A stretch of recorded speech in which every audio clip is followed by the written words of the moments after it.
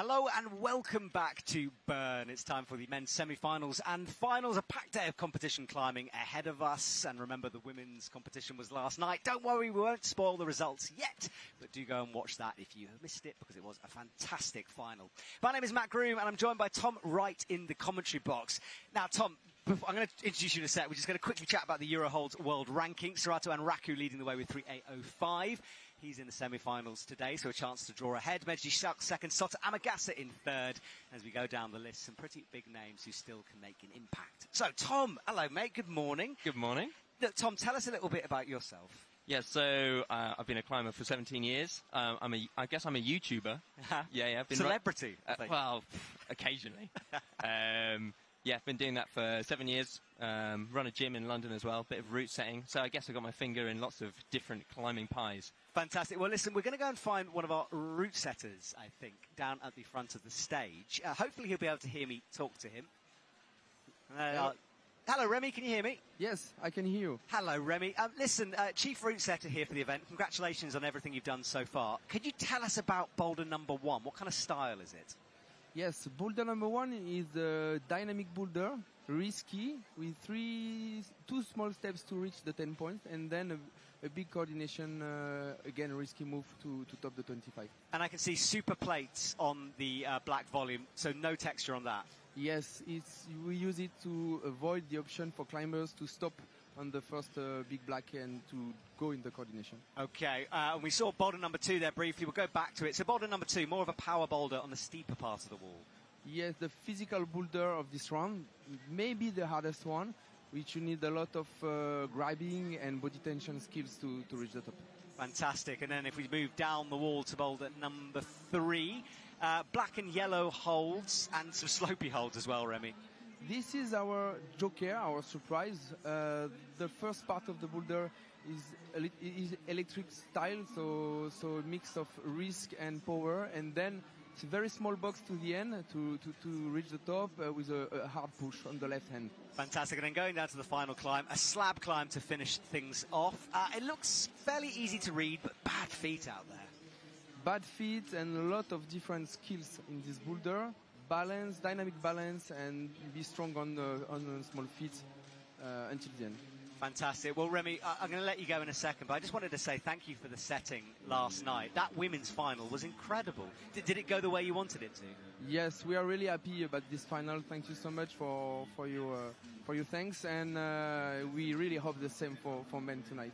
Well, we can't wait, Remy. Thank you for all your hard work. We'll talk to you very soon. Oh, there you are on screen as well, Remy. So wave to the people at home. There we go. Thanks, Remy. Thanks a lot, everybody. Cheers, mate. Thank you. All right. Well, thank you to Remy. Tom, we looked at those boulders earlier on. Some of them are some pretty hard sequences out there. Yeah, I was struggling to read the first boulder. At first I thought it was kind of a step out, but yeah, Remy's saying that it's kind of a jump across. I think a lot of the competitors are maybe a bit shorter than me, so maybe didn't read the... Yeah, I was reading it like a tall guy. So yeah, it'll be interesting to see Paul coming out first, because he's quite tall as well. We'll see if he goes for the jump. I think he will. And yeah, not being able to stop on that sloper and going quickly towards the 25 looks super tough.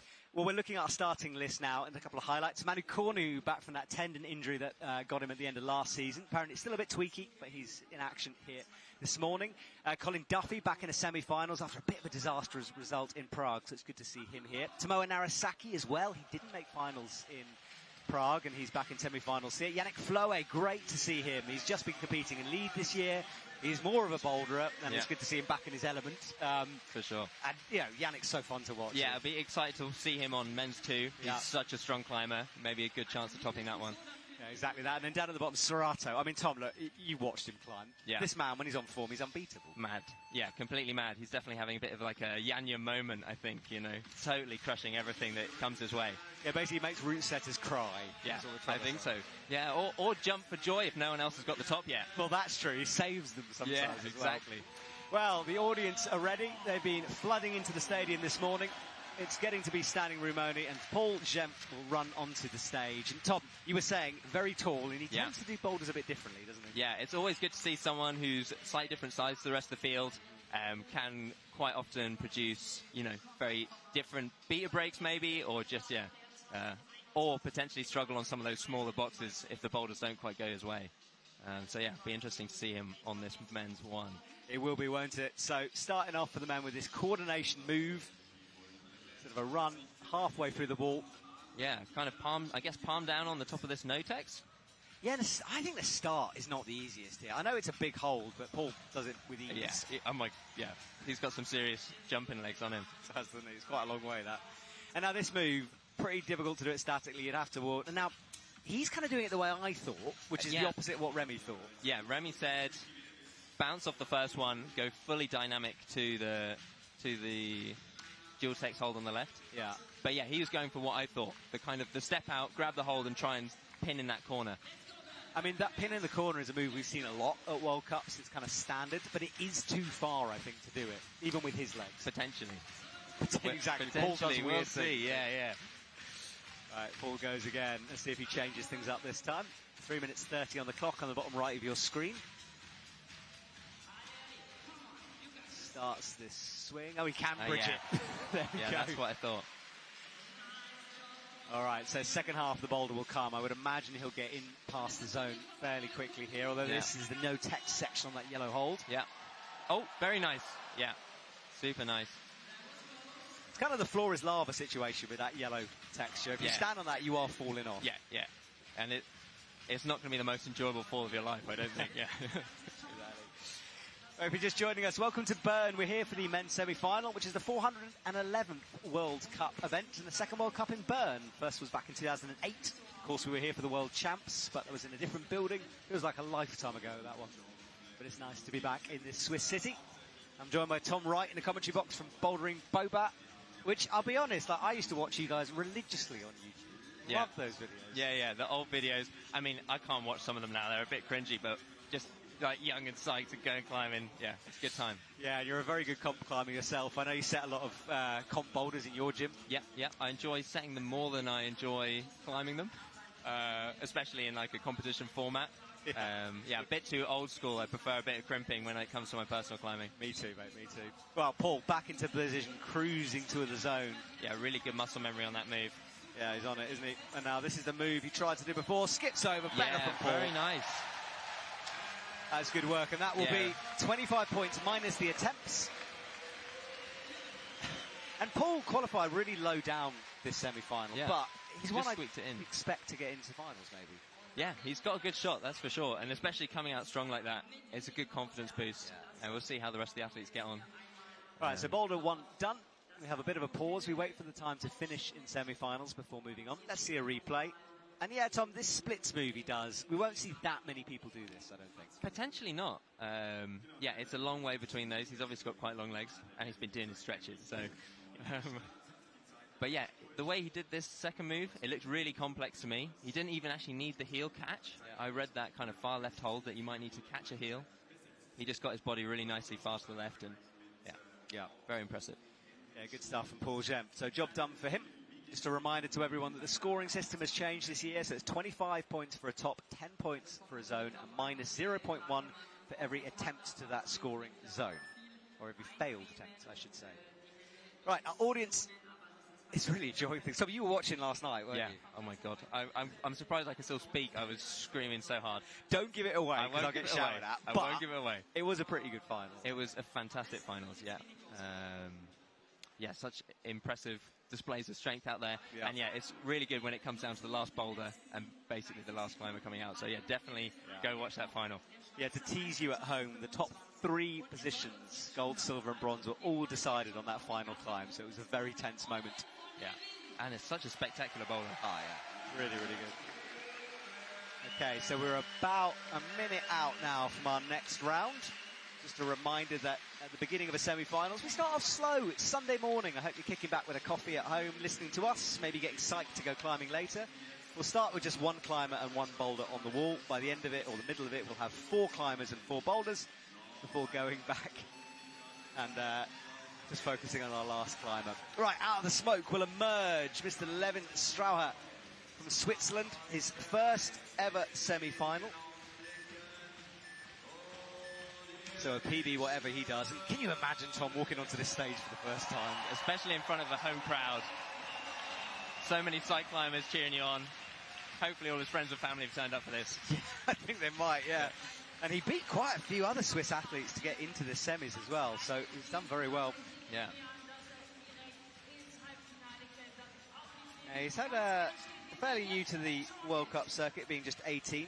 And we can see immediately the difference. Paul just sort of reached through that sequence. Yeah. Levin's going to have to jump a bit further. Yeah.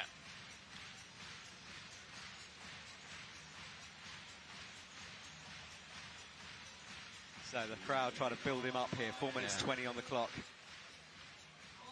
That's very nice. And it is a good pockety jug, this hold. Yeah. Good for building the momentum. Be interested to see if he goes for the splits here. A little bit of hesitation. Maybe he will have the reach, you know.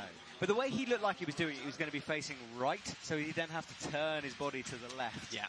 Which might be challenging. I think sometimes when you're on a really good hold, you got a bit of nerves. Yeah. It's sometimes quite hard to tell your brain to let go. Yeah, absolutely. Yeah, yeah. It's like a ledge in trad climbing. Yeah.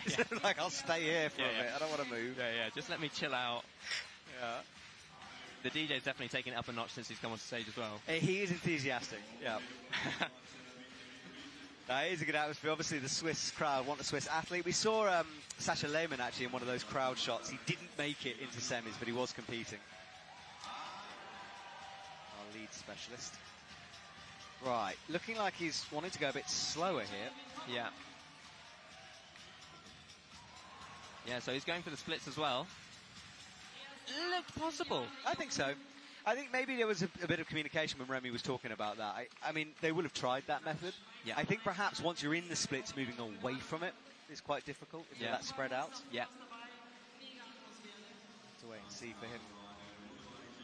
So Levin's got 3 minutes. He's got points on the board. Yeah. Oh, no, he hasn't got points on the board, No, has no. he? The zone is that second hold. Yeah. So yeah, one thing that's quite hard to tell, especially on the live stream, is actually how bad these two volumes are here. This right volume is terrible.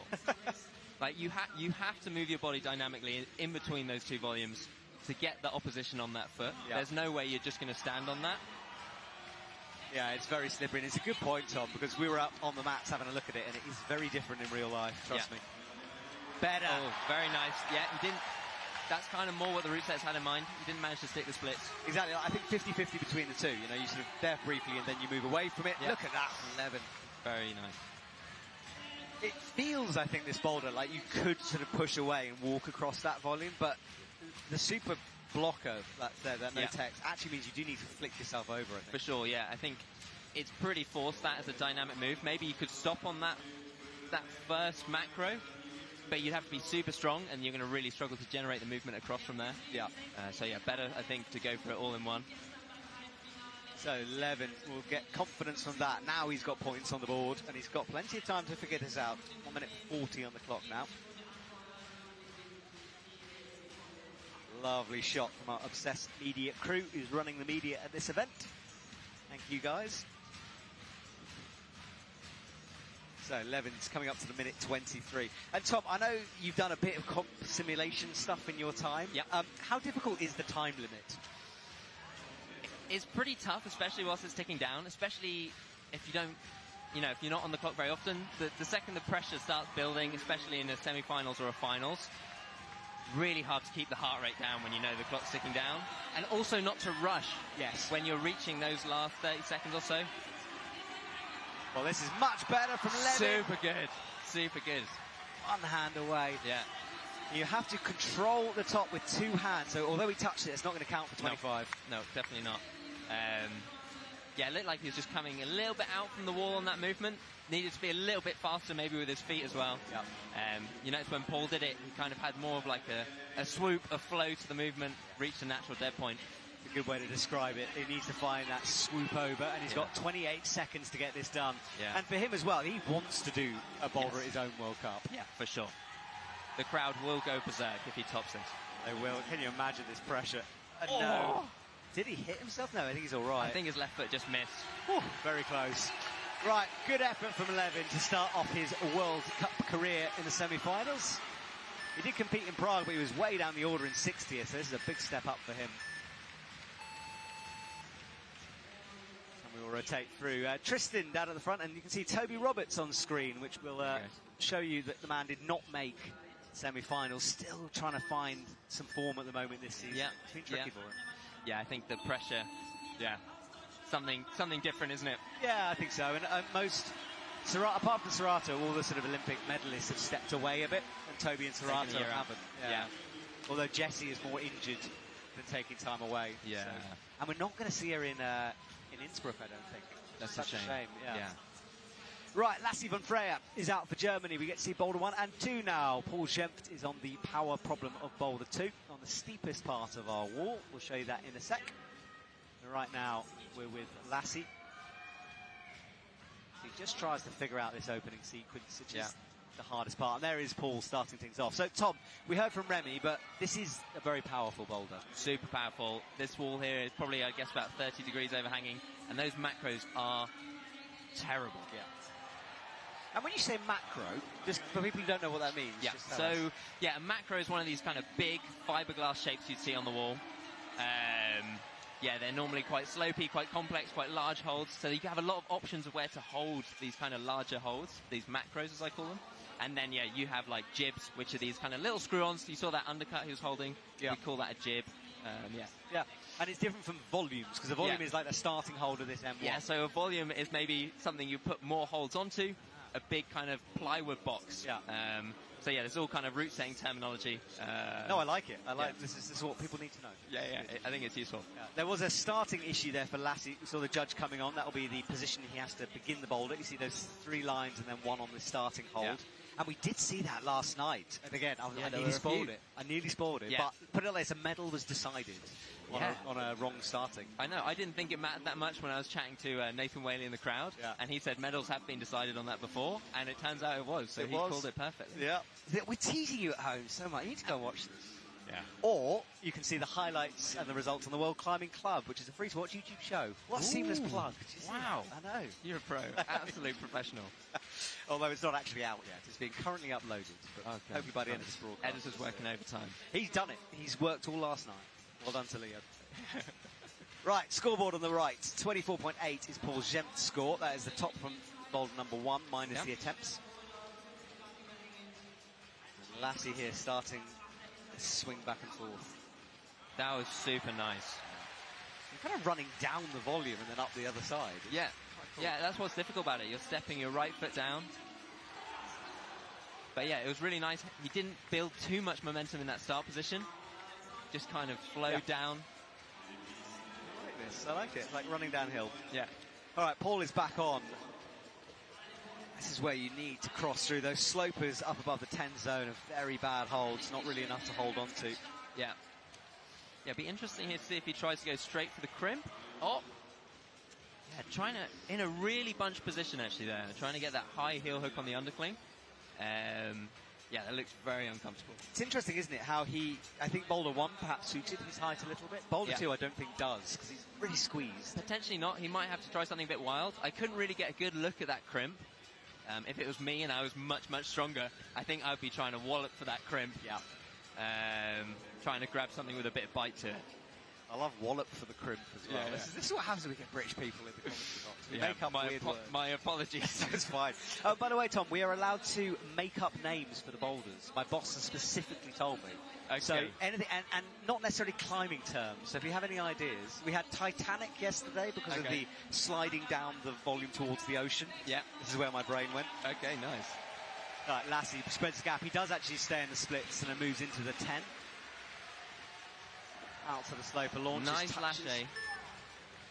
But hips coming out again. Yeah, lache and hips kind of synonymous together, aren't they? Yeah, for sure.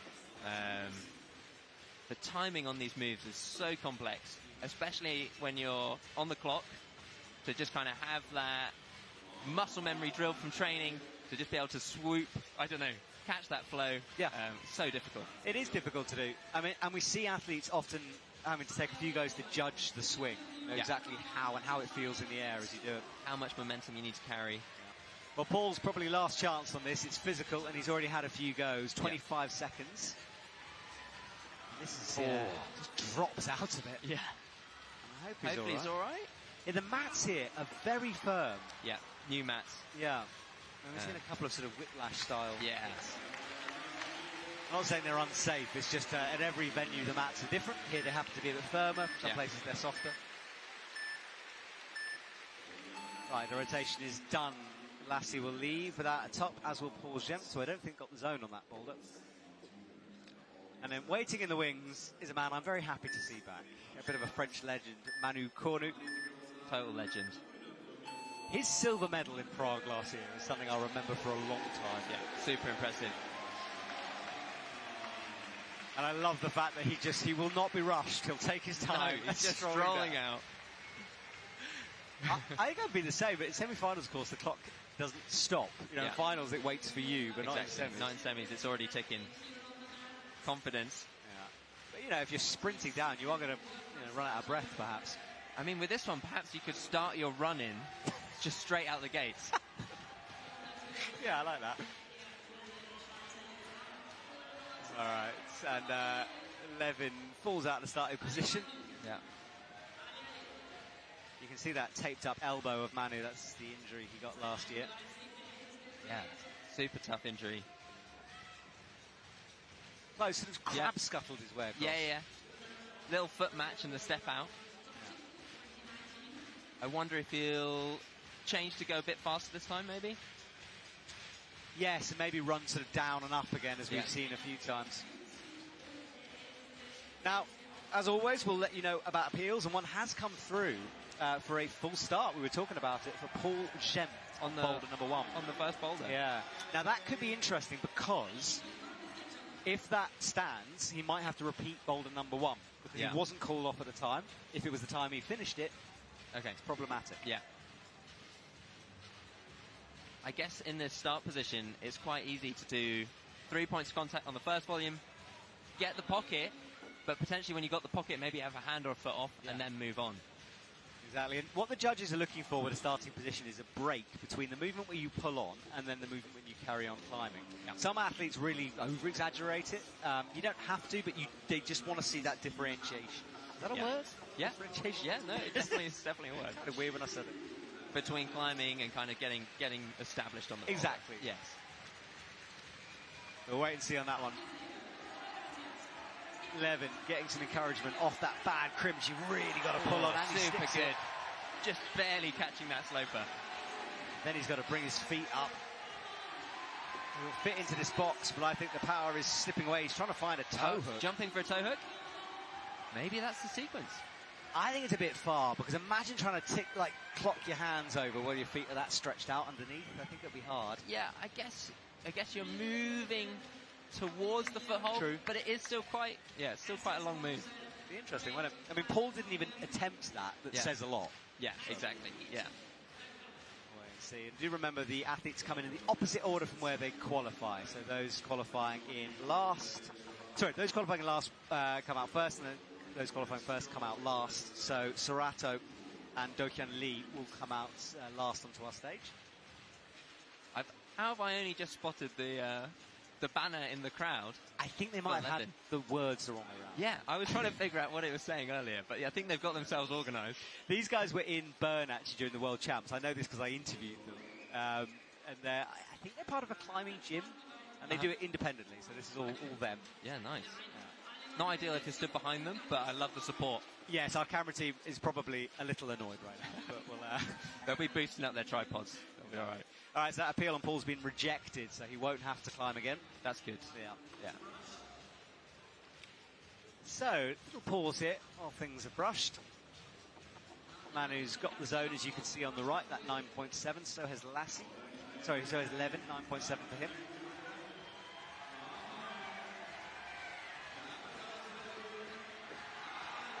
Yeah, that was more how the route set is intended. It's interesting, by running down and then back up, I think you're actually in a better position on that volume beneath the zone. He was quite high on it. For sure. Levin has dropped the toe idea. Did he go for the high heel again? Yeah, he did a Paul Gempt style, sort of like pressing underneath. Yeah. Or pulling underneath. All right, here's Manu. Ooh, missed the left hand. A little bit too quick. Levin will leave. Manu keeps going. 30 seconds, deep breath from him, calming himself down. Yeah, he's going to have to be fast here. He is. He's already got the zone, and he hasn't really got back to that high point. Very in a while. nice. And now he's in. So avoid the super holds, Manu. It was a bit wild. Oh, I think his right foot was just on that no-tex. He slightly got the swing back wrong. You saw the legs of kicking spinning him a bit. Yeah. He struggled to land further across that volume. Yeah. Well, Manu is done for now. He goes backstage to rest. Next up will be Yosuke Sugimoto from Japan.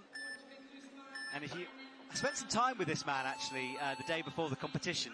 We went and hung out with the Japanese men's team. Yeah. Who basically, it turns out, are just photographers. Oh, yeah? Yeah, we're wandering around Bern, taking selfies and various, model poses with Sota and Tomoa. Very cool. But do these shots end up on Instagram? Well, it will end up on the World Climbing Club. They'll be out today. But right. yes, they're also on Tomoa's Instagram, so you can see. But this man, very quiet and new to the scene. So basically, Team Japan sort of had a reset for the second half of the season. Yeah. They've sent a lot of athletes home. They brought new ones in. Yeah. Some qualified during the Japanese nationals, but then couldn't make the team for a couple of years. Yeah. It just shows the depth of their squad. It's insane. Yeah. And straight towards the 10. But the pressure as well, because not only are you competing on the biggest of climbing stages, you've also got to prove to your selectors that you're good enough. Yeah. And its podiums are needed for that. Yeah, exactly. Yeah. Boulder number 3 then, the Joker boulder. That means that the route setters aren't really restricted by categories. They can do what they want. And Paul is on that one. And look at Lassie, powerfully up towards the zone. Looked like he was going for the crimp there. Very impressive. Yeah, it was. German power. Yeah, they are very strong. As you said earlier, Yannick on that boulder is going to be fun to see. Yeah, for sure. Let's have a look at Paul then in your main screen. Launches into slopers, not too bad. Yeah. And a move up to the side pull. Oh, wow. Okay. Super flexible. My knee hurts. Yeah, I don't even understand how that's possible. I'm not sure Paul thinks it's possible either. Yeah. He drops that knee now. I think it was optimistic, that one. Yeah, that's what I was thinking. It's a hard position to generate from, though, because that right-hand sloper is terrible. The left-hand side pull as well doesn't have a load of in-cut. Yeah. Oh, look at this. He's in. Isuki hits the 10. And now he's got to figure out the second half of this boulder. Foot slipped, though, before he could do it. Those delta holds, as you said earlier, very, very bad to stand on. Yeah. They look like ledges on TV, but they're not. They're definitely not, especially that angle. Yeah. So steep. So Paul's having a think. He had a good start with that top, but hasn't scored since.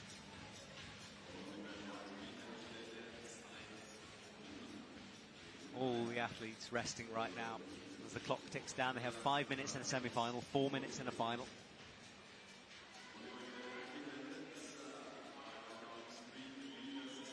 Lassie goes again then, stretched out with that left foot, heel in on the right-hand side. And Tom, I don't know what you think, but for me, you've got to be fast on this boulder as well. Yeah, for sure. You're going to power out pretty quickly. Not going to be able to give it too many goes. Right, heel in, looks towards the zone. Yes. That was quite nice. He needed to be a little bit further over. He was fully extend on that right hand. So, progress from him, but work to do. Less than 2 minutes now. This is where he slipped before. Wow, that's... I can't believe he made that work. Yeah. Looked like he started the movement really far to the right. Yeah. He sort of jumped up rather than lassoing across. Yeah. All right, here's Paul going again. Hopefully going for the undercut again, not that insane heel. Okay, interesting. Going for the shoulder that time. Maybe thinking about pushing a left palm out on that black volume on the left. I tell you what, boulder number 1 is a busy one for the judges. Another appeal comes through for Lassie on boulder 1. Presumably that starting position again. There are sometimes boulders that cause judges problems. Yeah. Yeah, looking at it, it should be relatively easy to judge because it's very easy start position once you've done the jump. Well, he gets called back down. Now, see, for me, I was looking quite hard then to see if I could spot it. For me, he touched it. But... Maybe the issue is that they're touching that left volume before they're getting established. Ah, yes, good point, Tom. Oh, Paul's up. He's up to the zone. Yeah, good work from Paul here, right? Kind of tries to wrap that 10, and now there's a variety of ways we think here. The route sets did specifically say that this top section was quite a small box, but Paul's making it work. But now he's got a bit stuck underneath this volume. He's one move away. Can he match? The thing is, he has managed to hand swap. Switch hands. Now a bit of a dynamic move. No. You've got to hold the barn door, though, and you're very stretched out here. Yeah.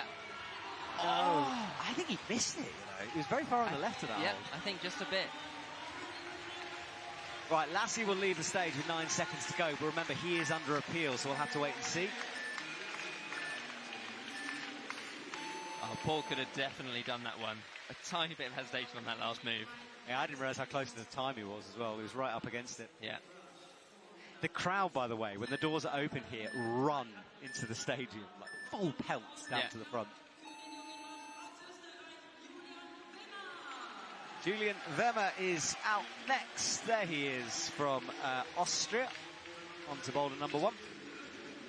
Levin is back in action as well on boulder number 3, and then Manu Cornu, you can just see him on the side of your screen there. He's on M2. Yeah, I hope his biceps feeling good for this one. Yes. That right-hand undercling is very powerful. Yeah, the starting hold, to be honest, that side pull thing is a real nasty one to crank on. Yeah. Right, Levin has a sight to go.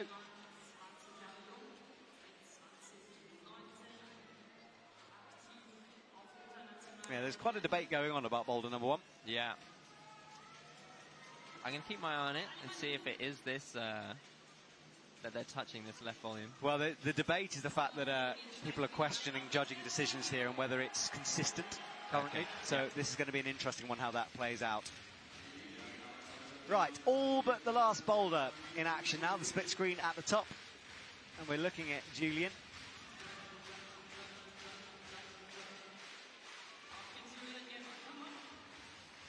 It's quite interesting, like a slow movement and then quickly goes to the left. Yeah. And Levin is trying to eye up the beginning of this boulder. He's standing right at the back of the mats. That's the crowd's reaction to him. Deep breaths from Levin here as he approaches. He's had 2 power boulders in the way in the middle of this, but the men have had an extra day to rest, so no excuses. Yeah. From the setters. 1 rest day is all you need. Yeah, easy. We are joking. It's so physical, this, but yeah, and the order between the men and the women does swap between the competitions, so this time it's determined the women to go first, and last time it was the men. Right, Manu battling off this side pull, really physical, stretched out as well. Well, that's the bicep answer, I think. His bicep's clearly feeling all right. The full crimp as well on that undercling.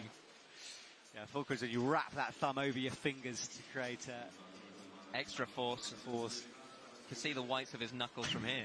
Yeah, don't do this at home without proper finger training, please. Yeah. Right, Julian, this is better from him. Yeah. Slid down that no-tex. He left a good streak of rubber on that volume as well. He did, didn't he? And he was very high on the black volume before the zone as well, when he made the move left. Yeah.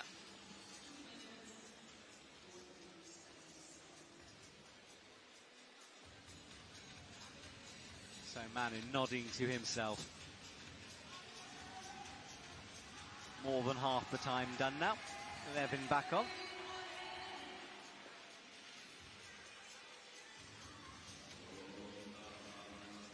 So yeah, Levin did do this first move before, and it looked like he was making some decent progress towards the zone. Yes, perhaps fatigue kicking in. Remember, not the most experienced athlete here, and you do have to balance that throughout the round. Yeah, for sure. Definitely not trying not to give all your energy too early on, especially when you have such a powerful boulder before this. Yeah, you only have 5 minutes to rest backstage, which is not a lot of time when you're tired. Right, Julian cruising the first move now. Watch this left foot. Look how high it is. Better from him. Just about catches the texture. He's 1 move away from getting this, yeah. And he feels he's close. You can see it in the body language. Yeah.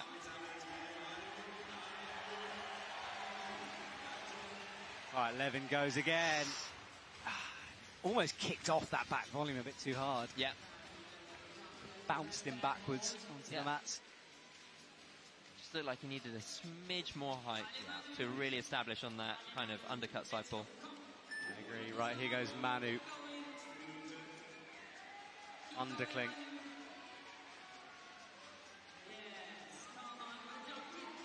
Full effort from Manu here as he kicks those feet back in, and a high left heel. So strong. He's trying a knee bar in here. Oh, wow. my word. I didn't spot that, did you? No. It looks cool. It will get in the zone as well. Yeah, Smart from Manu. That's a really important zone. Yeah. That's a really important zone. I'm not sure it's going to help him progress. Certainly not that time. He was very stuck underneath. Yeah, but maybe he can work it a little bit more. But it looks like he's about to run out of time. He's done, but that zone vital for Manu Cornu. So good work in order to get that. And Julian slips down as well.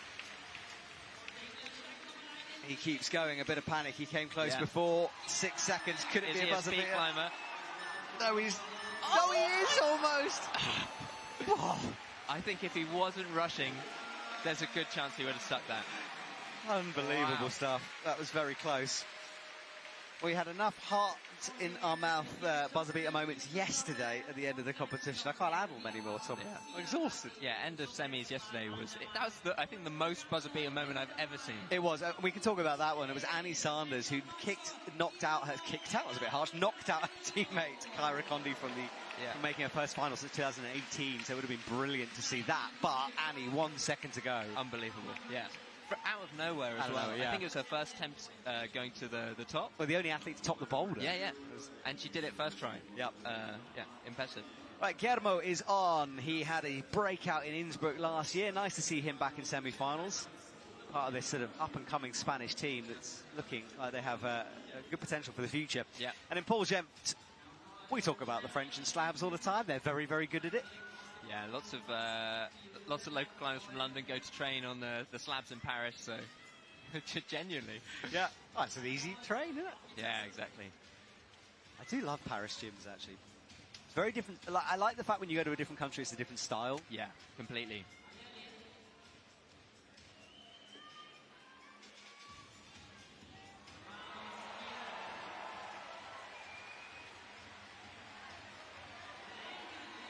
Paul securing the zone hold here. Yes, he's using that hold. I mean, we talked about whether you needed it or not, and I didn't think you do. Yeah, it's kind of useful. Yes. It's a little bit like putting your thumb in a bolt hole. Yes. Like, kind of useful. Yeah, it helps a little. Yeah. Sometimes, depending on how tall you are as well, sometimes reaching down on these boulders, if it brings your hips away from the wall, can actually make the move a little bit more difficult. Yeah.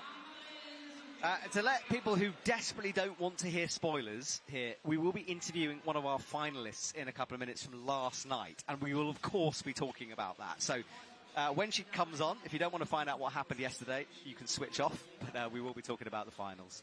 Right, Paul, back on. He tried a few things with the feet at the start. I actually read this differently. I thought it'd be left foot low and then cross through with the right foot. Yeah, I think maybe you've just got choices here. But yeah, the stand-up's definitely be harder if you go to the further foot. But then perhaps it makes the step across a little bit easier.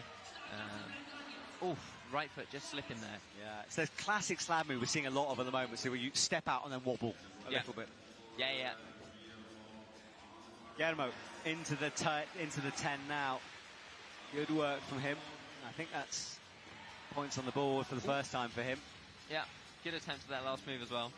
Hopefully he can stick the first zone consistently so he can get a few more goes on that.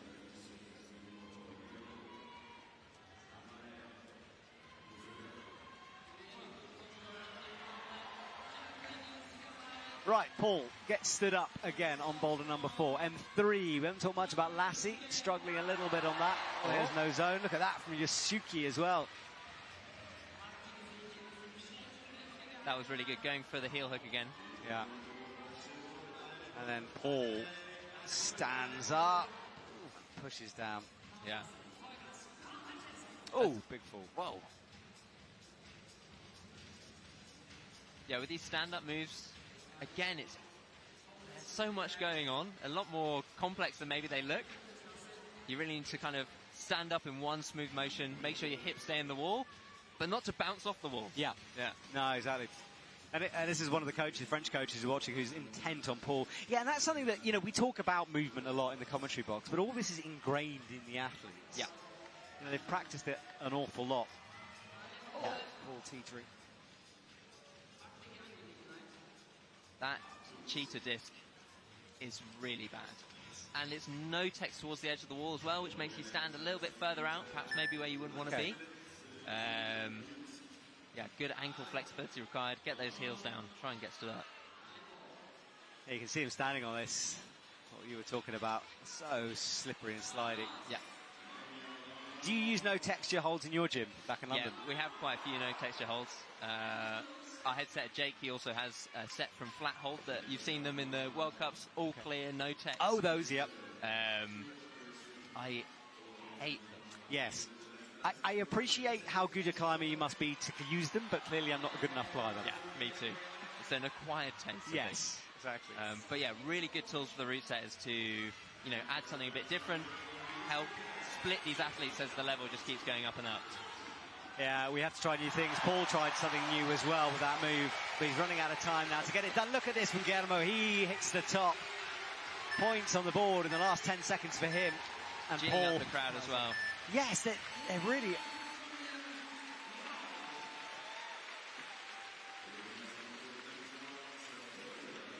Right, well, the crowd will celebrate this. I think we're going to see a replay. Yeah, he did that right towards the end of the time. Yeah, let's watch this replay then, because it was very quick. So up into the starting position. Oh, wow. Really nice. Just planted the right foot and skipped over. Yeah. And let's see the final sequence. Fires over, another skip. Super nice. Yeah, not many people using that far left heel. No. Oh, super sight. I love the surprise in his face as well. Yeah. A bit like Cairo when she topped the boulder yesterday.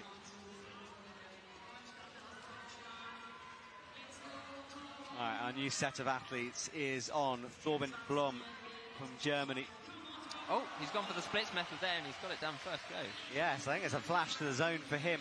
Manu Cornu on the Joker, Julian on M2, and then down at the end, Levin finishing things off for Team Switzerland.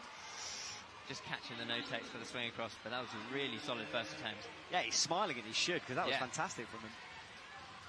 I think he knows he can do it. Levin has a moment of wobble, pulls his body and hips back to the wall and saves it. Good shot to show just the thumb in action.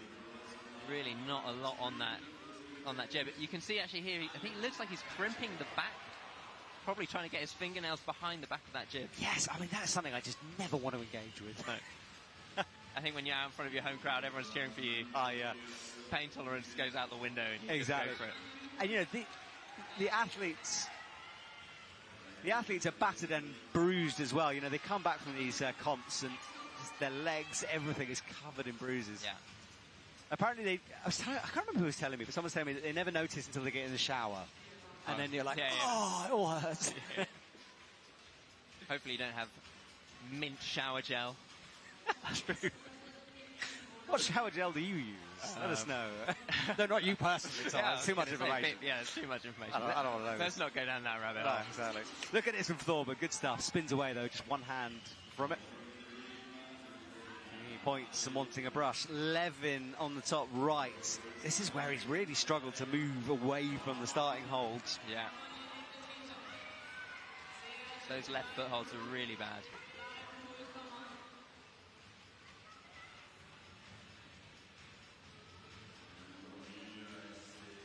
So 2 minutes 30 left on the clock now. Manu Cornu is getting multiple brushes to help him out on that Joker boulder. Yeah.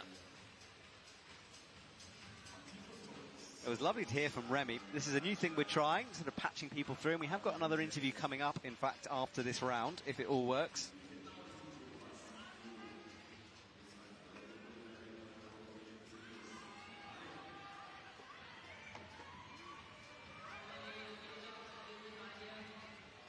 Right, so Thorben coming across, scuttling through, stretching out onto the 10.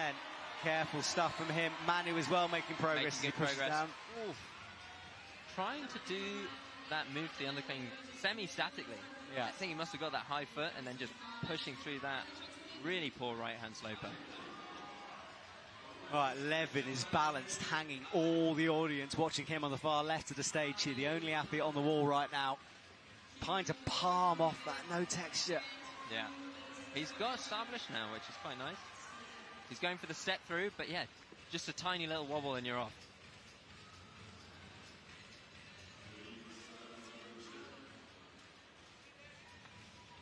So, coming up to the minute mark now for everyone. Business time for Levin. He is down on the scoreboard in 6th, but only with 1 zone. It's not going to be enough for finals later.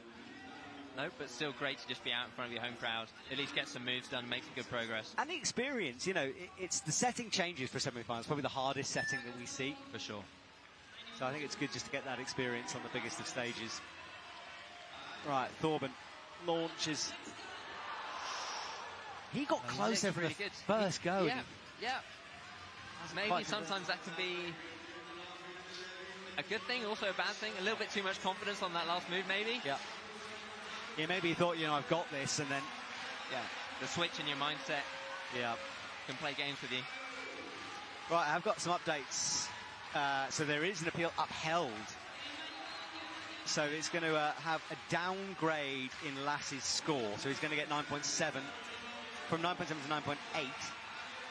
So this is very confusing. So I don't really know. So we'll see on that one. Yeah. All right, everyone's on the wall. 9 seconds to go. Manu making some good progress on his last attempt. Right, so he says goodbye to this home crowd and he will leave the stage. And I think, Tom, in a minute we're going to come to us in the commentary box, which is slightly unusual. We don't usually do this. Well, hello, this is our commentary box for this event, and as you can see, we're surrounded by the crowd here, which is a pretty fantastic position to be in. Tom, just tell us your impressions so far of what we've seen. It's low scoring at the moment, but that's usual for the start of a round. Yeah, for sure. Yeah, semi-finals tends to be the most difficult round, as you just said. So some really tough boulders. But yeah, it's cool to see quite a skilled climber coming out early, Paul, doing some of the boulders, and then I guess as we're moving through the round, we're actually realising those boulders are more difficult than they first appear. Exactly, and Paul leading the way, 34.8. And Oren Head is on from Israel, starting things off.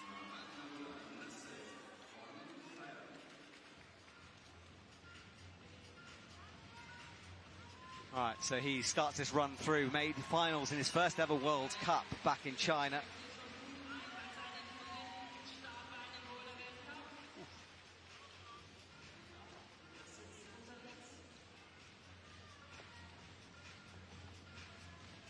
He's a very dynamic climber. I've been told by a lot of people to watch this man. Very strong, and just the fact he made finals in his first ever appearance just says a lot, really.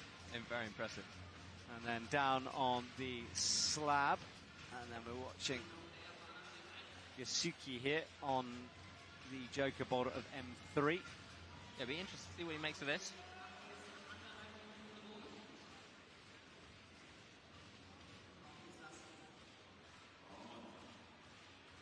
All right. So with the left foot drilled into the jib now. Careful, careful as he presses away from the starting hold. Lassie finishing off his comp here. See, this is the way I thought. Left foot and cross through with the right or underneath. Yeah, I think the lower foot is just slightly worse. Guillermo in action on M2, not quite. There is a lot of chat. I'll spare you with the details back at home, but boulder number 1 is clearly proving problematic for judges here. A lot of appeals coming through on that one, so we'll have to wait and see. Yeah. It's not what you want to see, but I guess it's part of the game. It is. I mean, what we do expect from everyone is consistency. What you call for one athlete, you have to call from the other, and that's kind of what is being appealed at the moment, so it's interesting. But regardless, Oren won't be caring about that. He launches left, skips down. You can see the skid mark behind there. Yeah. Wow, bit of a scary moment there whilst you're flying through the air. Yes, only 2 tops so far in this round, and Guillermo is one of them. He did it, and he's on M2 right now, but struggling with this power boulder. Very different style from M1. Yeah.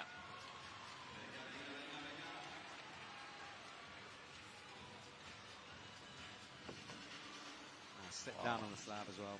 Those footholds are terrible. Pretty nasty, aren't they? Yeah. Are you a soft shoe man or a hard shoe man on jibs like that? I wear... It depends. I think I wear something in the middle, so I normally wear like a TM Pro, something like that. So okay. I think that's like, it's not super hard, but it's also not super soft, especially once you start breaking it in. Yeah. That's my preferred shoe. But yeah, something a bit stiffer. I think the tricky thing with a lot of these boulders is that on one move you might need, for that little set through, you probably want a really hard shoe. On that next volume, you're going to want something super soft. Yeah, the athletes are allowed to bring multiple shoes onto the mat. Oren came close there. And sometimes we'll see athletes change those shoes up depending, or maybe put one on one foot, one on the other. Yeah. Yusuke launches, but not quite for him.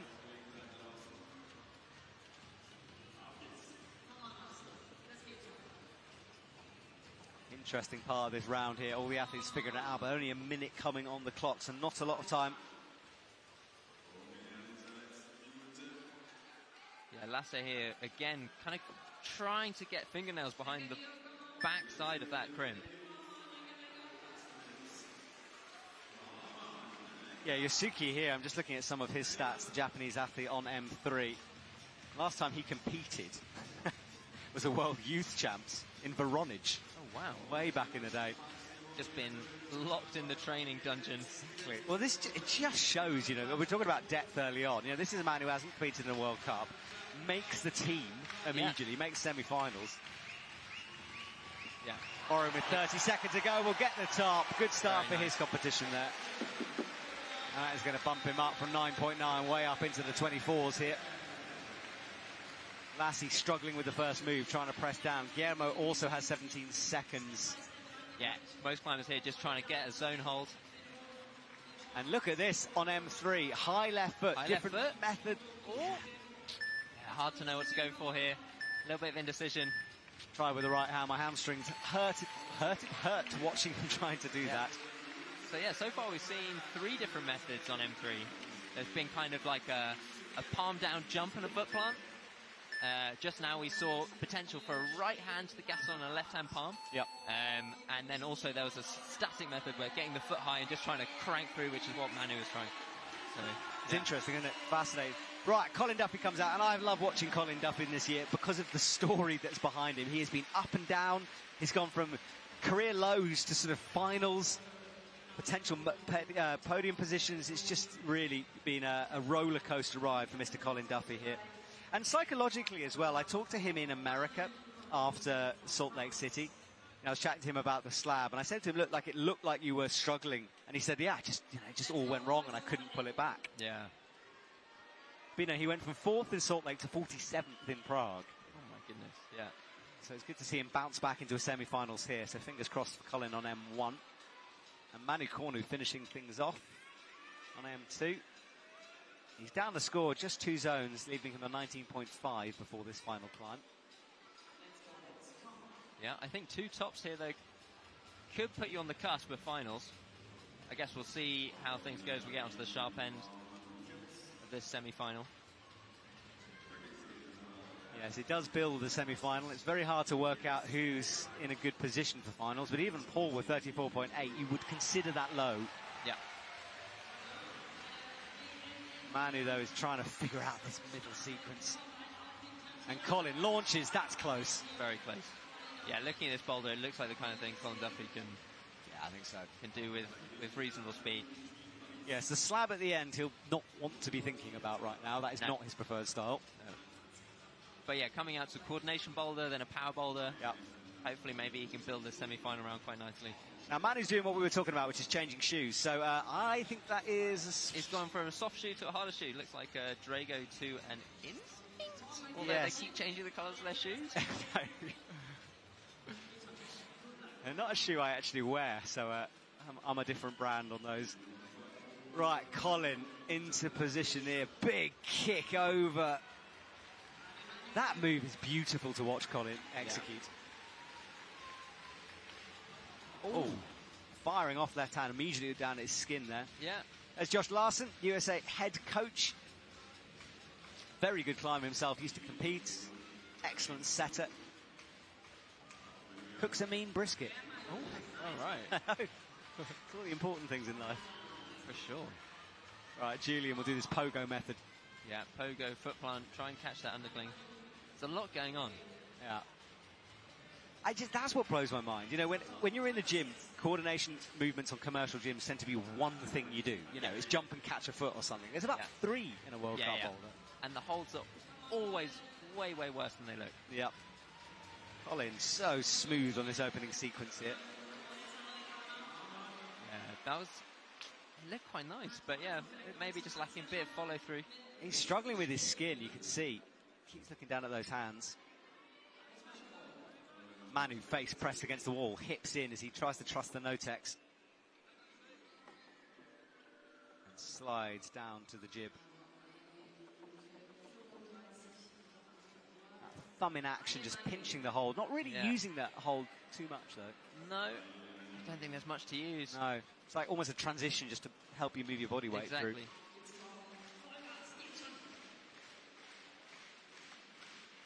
Yeah, it's hard to know what to do on this M4 slab. Stand up on the foot, ignore the hold a bit more, or palm down on the no-tex and try and use that kind of the wrong side of that crimp. Colley's going again on the right side of your screens, and he gets it done. It was coming, wasn't it? Yeah. Colin Duffy executes. And, you know, Colin is one of those climbers who does need a bit of a confidence kick, and I think that might have been it for him. Yeah. Good work from Colin.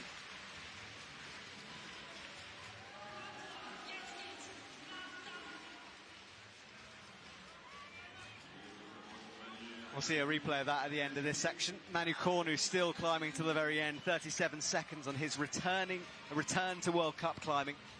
Great to have him back in action. He's just such a good personality, isn't he? Yeah. Great personality on the circuit. Always good to have some more experienced climbers out on the mats as well. Yep. Some of the old guard.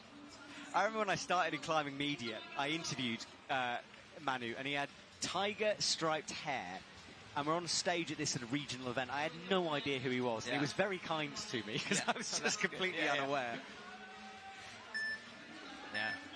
Not so many spectacular haircuts on the circuit. No. He used to be the one who did it all the time as well. He's grown up maybe, which is a real shame. It's a total shame, yeah. We need immaturity, please. Come on, Manu. Do you remember Yerne's lizard he had?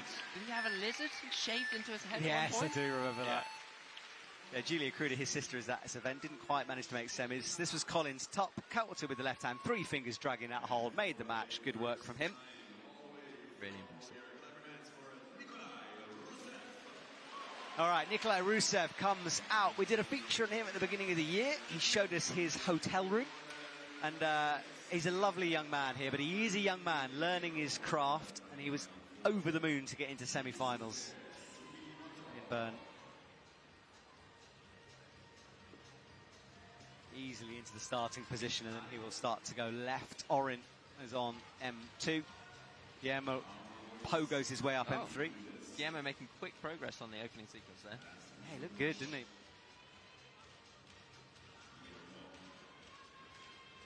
And Yasuki finishing things off on M4.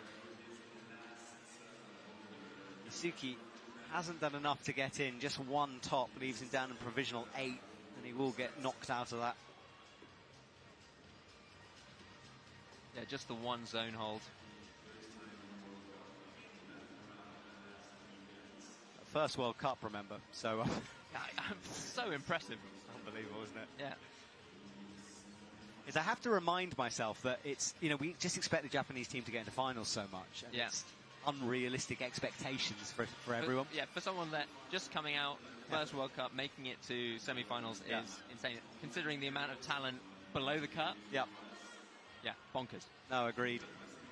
Struggling with his left foot though, squatting down. The problem is you've got to stand up on that right foot. It's risky, but he manages it. Yeah. Very strong legs. And let's keep an eye on Orin as well, who's firing up towards the slopers, but can't get the feet disengaged. 3 minutes then. Everyone in a very different position. Nikolai Rusev looks right at the clock.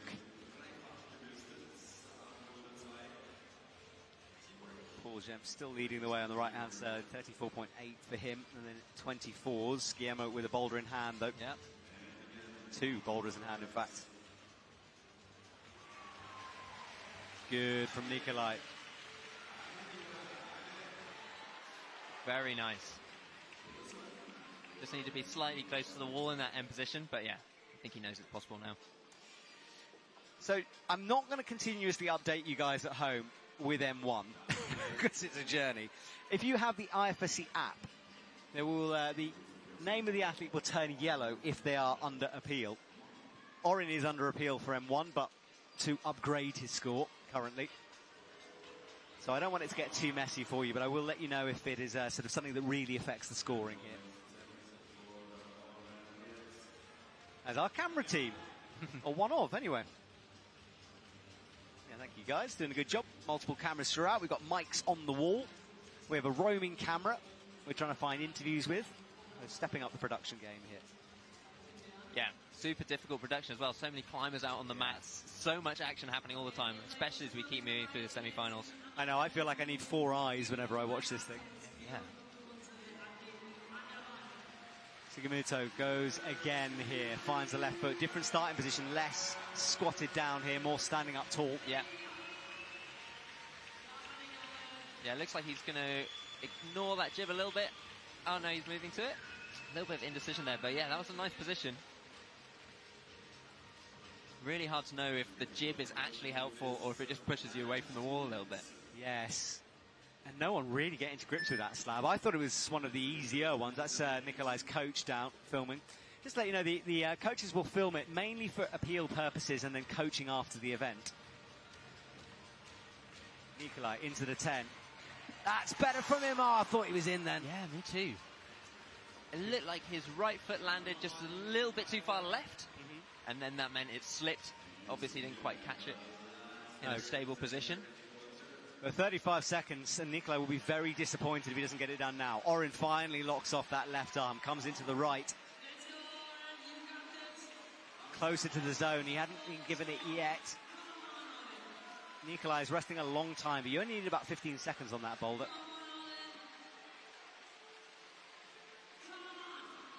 Nikolai goes into the zone, 10 seconds. Nikolai really does need to get a move on here. Jumps, no! Oh, he's going to be gutted about that. Completely. He fully knows he could have done that boulder. And yeah, still had about 15, 10 seconds on the clock when he was walking out, so. Tough stuff for Nikolai. He will leave the stage. The rotation comes through. Who will be up next? We've got Jan-Luca Posch in action again. Jan-Luca's had a good season as well. Multiple semis along the way and a finals. Sort of the second tallest man in the biz, he is.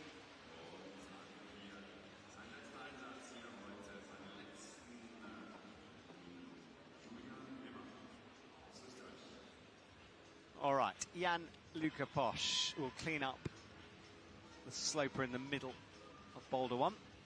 Colin Duffy comes into the starting sequence here. Yeah, I'm interested to see how Colin Duffy gets on with this boulder. Something I would consider maybe his style. Yeah, I would agree with you. Very physical, twisting around, locks in the heel. He keeps going. This is great from Colin on his flash attempt.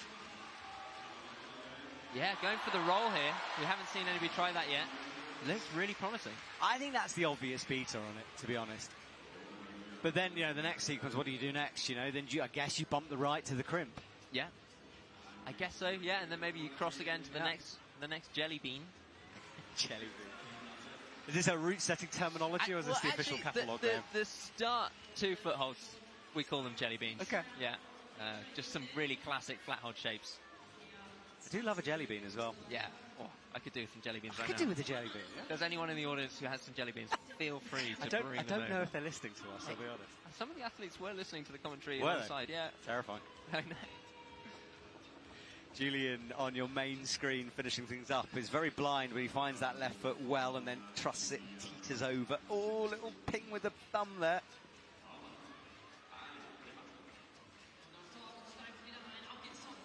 He needs a palm, doesn't he? Otherwise, just a pistol squatting. Yeah, just trying to get a bit out of his thumb. Oh, I don't think he was deliberately going down then. I think it just sort of went to the foot and it felt, I don't know, the momentum took him towards the ground. Yeah, I think it was where he sort of ended up. Yeah. Colin's rested a while here. Yeah, I think he knows he's got a good shot at least at the zone here, so nice long rest for Colin. Yeah, he'd like to get a zone out at least. He's already got the 24.4 from the first boulder, so 6 attempts into that. Yeah, that'll move him towards the top of the leaderboard at the moment. Julian then. There we go, that's nice. He stayed low and then started to push up. We'll see Paul Gem's score upgraded, by the way. There was a appeal on M3 that he has been awarded. So he's now up to 44.4. Oh, holding that right foot. Climbers wear small climbing shoes. If you're new to climbing or you're watching this for the first time, it's not like wearing trainers. Your feet are scrunched up, and occasionally when you're putting a lot of pressure down onto your toes, it can hurt. Yeah, for sure. Especially if you're wearing a tight shoe and it slips on a hold. Yeah. Jan Luca launches towards the end. Really nice. It's quite a good hold, that 25 on the first one, but because of the speed you're coming into it, it's hard to stop the momentum. Exactly, yeah. Yeah, it's good, but you need to arrive on the left side of the hold to get the opposition into it. Colin Duffy pulling back on at the top of your screen. Yeah, Colin Duffy up towards this physical section. He rested well, giving it maybe his last attempt here, possibly. Oh, he's trying something completely different there. Maybe he will go again then. Yeah, I mean, the campus swing is interesting. Yeah. I don't think that next slope is good enough to hold without your feet. I'm going to say it, but then, you know, these guys are so strong. No, I would agree with you. I'd be unlikely if that one worked. A good try from Colin. I was surprised he didn't try what he did before, actually, because he got so close. It looked really promising to me, but he's the one up there. Maybe he got feedback from that sloper that was... Yeah. I mean, and also we know that he was doing well. He doesn't. You know, he hasn't seen anyone else climb. No. Right, 30 seconds on the clock. Last chance for all 4 of these athletes. Thorben, we haven't talked much about him on the Joker. And this slab is proving to be a nasty one. Yeah. Only one zone from Paul Gems on it. Yeah.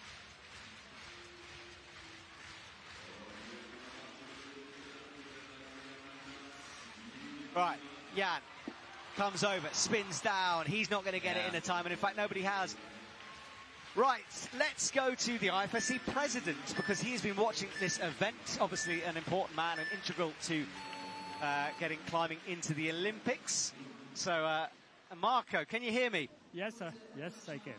Now, Marco, what is your opinion on this event so far? Spectacular stadium for us to go climbing in, isn't it? Well, very spectacular. I had the privilege to be here on the field of play, actually, and I see the faces of the people in the front row. It's like being at a musical concert, and I mean, it's so exciting. Everything is perfect here. I'm really enjoying this competition. It is, Marco. Right, well, it's going to have to be a brief chat, I'm afraid, because the climbers are back on. But thank you so much. And again, congratulations for LA and all you've done for the sport. Really appreciate it. Thank you. Thank you. Thank you, Marco. Right, let's turn back to the climbing here. We have Paul Brand out from the Netherlands. It was a good performance from Paul to get into this section. He hasn't made a semis in a while. So good to see the Netherlands represented here. In fact, in Prague, he was 37th and 21st in Brussels for the European Cup, so a step up for him. Yeah. And then Nikolai on the power boulder, Orin on the Joker, and Guillermo trying to finish things off, looking confident. Yeah, he looks confident in those footholds.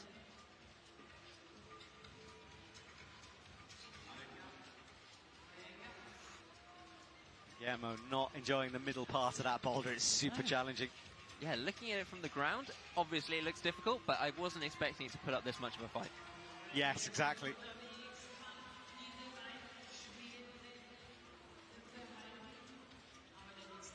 So Orin comes back to the edge of the mats here.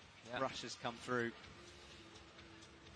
First exploratory go of that pretty difficult move on M3.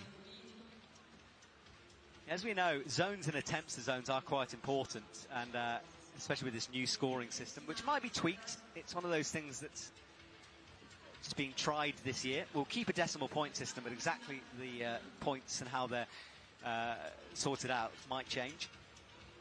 Paul looking really good into the zone now. Yeah, catching nice flow. But yeah, this last move has definitely been putting up a lot of resistance. Oh, a lot of climbers appearing very close to that last move, but then actually not quite getting it done in the amount of time they've got. Yeah. I mean, you have your hand in commercial setting. Boulders like this on boulder number 1. It's so hard to put a boulder like this in a commercial gym, isn't it? It's a different kind of thing. Yeah, you have to make it, if you're going to set a move like that, you have to make it either close to the ground, quite safe and very achievable, or you have to put a bit of a barrier to entry. So the first few moves are quite difficult to get on. Because you really need to know how to fall properly from these moves. Obviously, all these athletes are total pros, so they all know how to fall properly. But yeah, you need to know how to kind of maneuver yourself in the air. They also take up so much space on the wall, so much real estate. That's a really good. And the size of those volumes, they're not cheap, are they? No. Yeah. It's really, I always love talking to sort of commercial sides and the difference between the two, because there's obviously similarities. It's just everything here feels bigger, harder, more scary at a World Cup. Oh, for sure. Yeah. Yeah, the other thing is if you set this boulder in a gym, maybe 1 or 2 people might come through and top it. Yes, you alienate a lot of your audience, don't you? But it is good. It's good, and a lot of gyms now are setting, more difficult boulders. It's good to give local athletes stuff to train on. Yep. And it does really help push the sport forward. And also it can become a destination, especially in Europe. These athletes are continuously looking for gyms that have hard boulder problems in it. All right, so a moment of pause here. 1 minute 20 left on the clock here. Guillermo on boulder number 4. Looks very good to start with, but it goes a bit wrong in the middle sequence here. Let's stick with him as he finds the left foot. Creeps over, and that thumb is getting more and more greasy. We keep seeing it on the shots. Yeah, definitely looks like it could do with a brush. Trying something a little bit dynamic there. Palm and a catch. Yeah. I don't know if that's what he had planned or if he was just kind of going with the momentum. I love that with a slab. So often a sequence is unlocked by basically you're falling off. Yeah. And you're like, oh wow, I'm in this position. Maybe this will work. That kind of works, yeah. We saw it a lot in Salt Lake on the one of the men's slabs where athletes would fall off and almost catch themselves and then think, hang on a sec, maybe I could commit to the catch. Yeah. Guillermo, though, not working it out here. In 36 seconds, his time is ticking away. He is in provisional 3rd, but with just 1 top and no zones. I'd expect that to be beaten. Nikolai will leave on M2. Oren wants one last shot at M2, as does Guillermo here. Paul as well, he's not going to get it in the time. I think that's everyone done apart from Oren. Yeah, Oren's still on the wall. Going for a late zone. No, shake of a head, not going to happen for him. Very hard round so far, and we saw this in the women's as well. A brutal semi-final for them. Super hard. And makes it difficult to know what's going to happen, because as some of these later athletes come out, it looks like 1 top and 3 zones. 2 tops going to shoot you straight up to the top of the scoreboard. So, yeah, if you can make something happen on the last boulder, you could shoot from well out finals right into that top 8. Yeah, exactly that, Tom. You've got to keep locked in right to the very end. Right, Tomoa Narasaki gets a huge round of applause as he runs out onto the mats. Didn't have the result he wanted in Prague. He was 41st there, but remember, bronze medal back in Brazil. Kai Chao, he just missed out on the podium in 4th, so Tomoa is one you can never count out. Never, ever count out Tomoa. So much competition experience as well. He does, and, he's only 27 as well. And yet he's been on the scene for such a long time. In fact, I can tell you when his first IFSC event was. It was back in 2011. Wow. And he's quickly into the zone here. Colin Duffy's on the joker. Look at that, my Tomoa. days. Well, that just shows you. He flashed the Cordo move. Yeah. Colin will launch up. It goes right hand and then a left palm down. I like that. Yeah. Not the first athlete to try that, but he's definitely made it look a little bit more possible, I think, than we've seen so far. Yeah, Colin fully committing. And Colin does tend to think outside the box as well. It doesn't always benefit him. Sometimes he thinks too far outside the box. Yeah. But that time it might have worked for him. It's always interesting to see what athletes try first. I think quite often, especially if you experience the sequence of the set as intended, might be the most obvious. Yeah. So it's always interesting to see them try something different to that. Yes, because they know what they're meant to do usually. Yeah. probably has a good idea what they're meant to do, but maybe they just think this will suit me better. Yeah. Well, let's watch Colin do this. He's up to the same position. Will he go for this right hand and palm? He's setting up for it. The foot pop before he could go. Samoa just coming off that last move one more time. It's interesting how that boulder number one, it doesn't matter how close, usually with a quarter move, if you touch it, the next couple of goes, you get it. But M1 doesn't seem like that. No, I think it's deceptively difficult. I think especially what we're seeing is as the time comes down, those nerves kick in and people are overpowering that last move. They're just coming away from the wall and not being able to kind of find that dead point in the momentum and stick the last hold. I think you're right. So Thorben on the slab on your main screen. We just saw the crowd, which have gathered right as close as possible. There's seating as well. It feels like an amphitheatre style setup here with seats to the left and right and back of this arena. Yeah, it's a really fantastic space, especially when it's fully full for finals. So let's see what Thorben can do here on your centre screen. Stands up, steps through, wobbles not quite. Tomoa is, that was close. And Colin's it did work for him. So M3, Colin hits the zone. Yeah, I didn't quite catch what he tried there. No, I didn't either. We'll hopefully see a replay of it. Yeah. Well, I think this might be the first we got. Paul did get a zone here after the appeal. Yeah.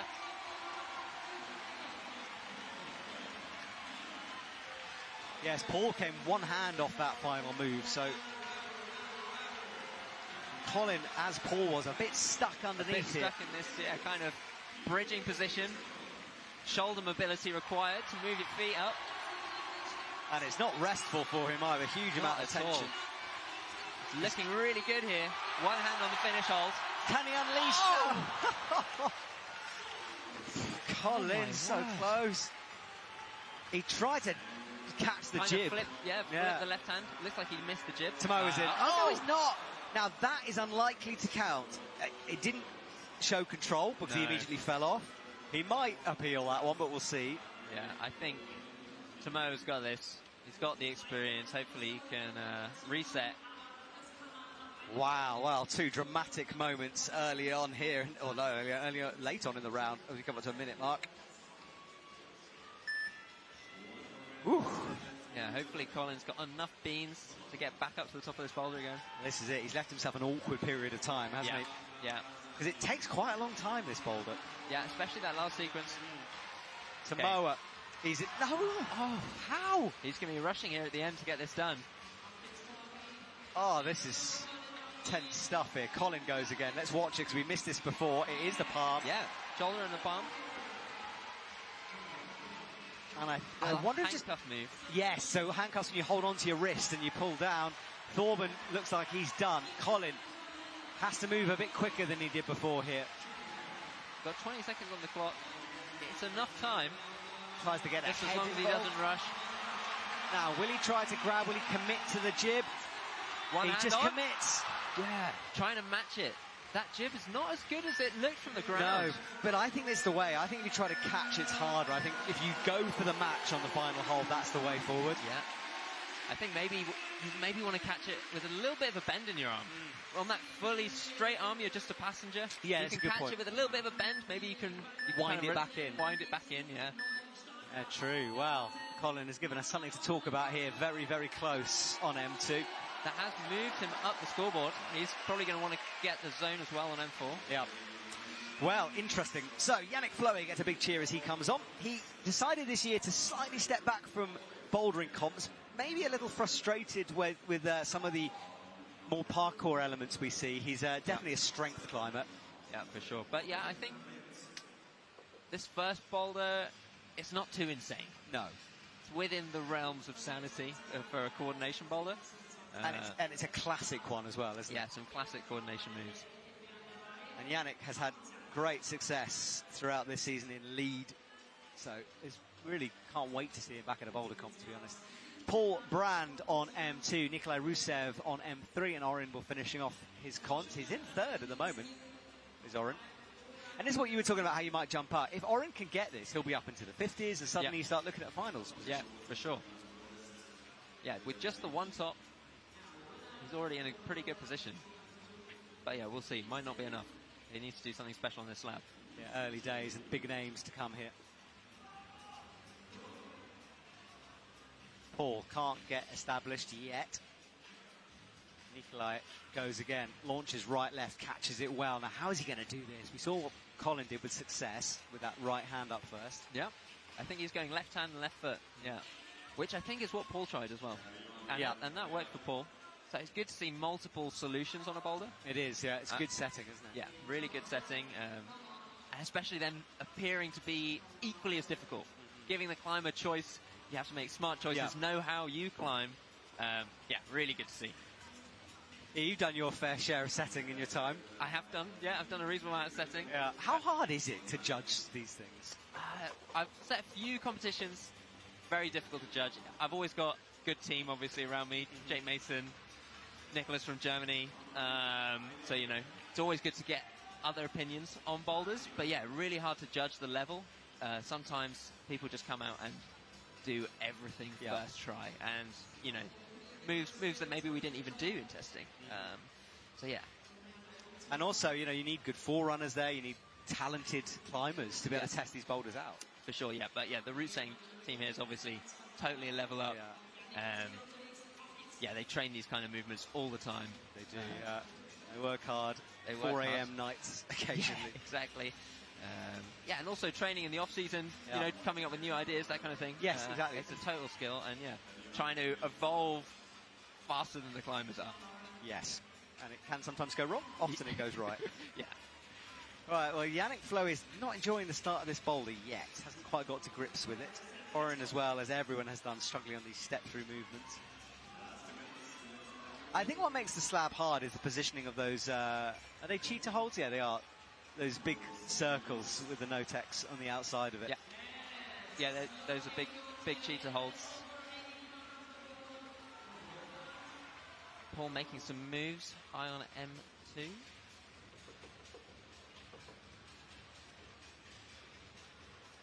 Looks like one of the taller climbers as well, Paul. Looks like he was going for what I had in mind, maybe trying to get that crimp instead of the big sloper. All right, Yannick on boulder number 1, really struggling with this one. And we're in a minute going to have an athlete who's already climbed on these boulders come out and just tell us a little bit about them if we can sort it out. So Oren spins down on the slab. Paul Brand on M2, of course, Nikolai M3. Yannick up into the position again. Yeah, it'd be good to see Yannick get this move done. Yeah, it would be. It's his opening semi-final boulder of the year here. Yeah. Cruised into semis, though. Okay, so I've got Manu Cornu on the line. Manu, can you hear me? I can hear crowd sounds. Manu? Yeah, hello, Manu. Hello, mate. I'm good. Manu, can you just tell us about, well, we're watching boulder number 3 right now. It looks very powerful. Yeah, it's powerful. It's a bit far for take the hold just before the bonus, and I don't find the keys for this move, but I see Colin Duffy close, really close. Yes, he did an interesting sequence with the right hand. Manu, it's lovely to have you back on the World Cup circuit. How is your injuries? How are they doing at the moment? I feel better now because it was really a long period with this injury, and so I have still some pain, but now I can have good training since only 2 weeks. So I have a good performance today with this small preparation. Well, Manu, it's lovely to see you. You've got an awful lot of fans out there. We've missed you on the World Cup, so please keep yourself healthy, and we'll see you at more, hopefully.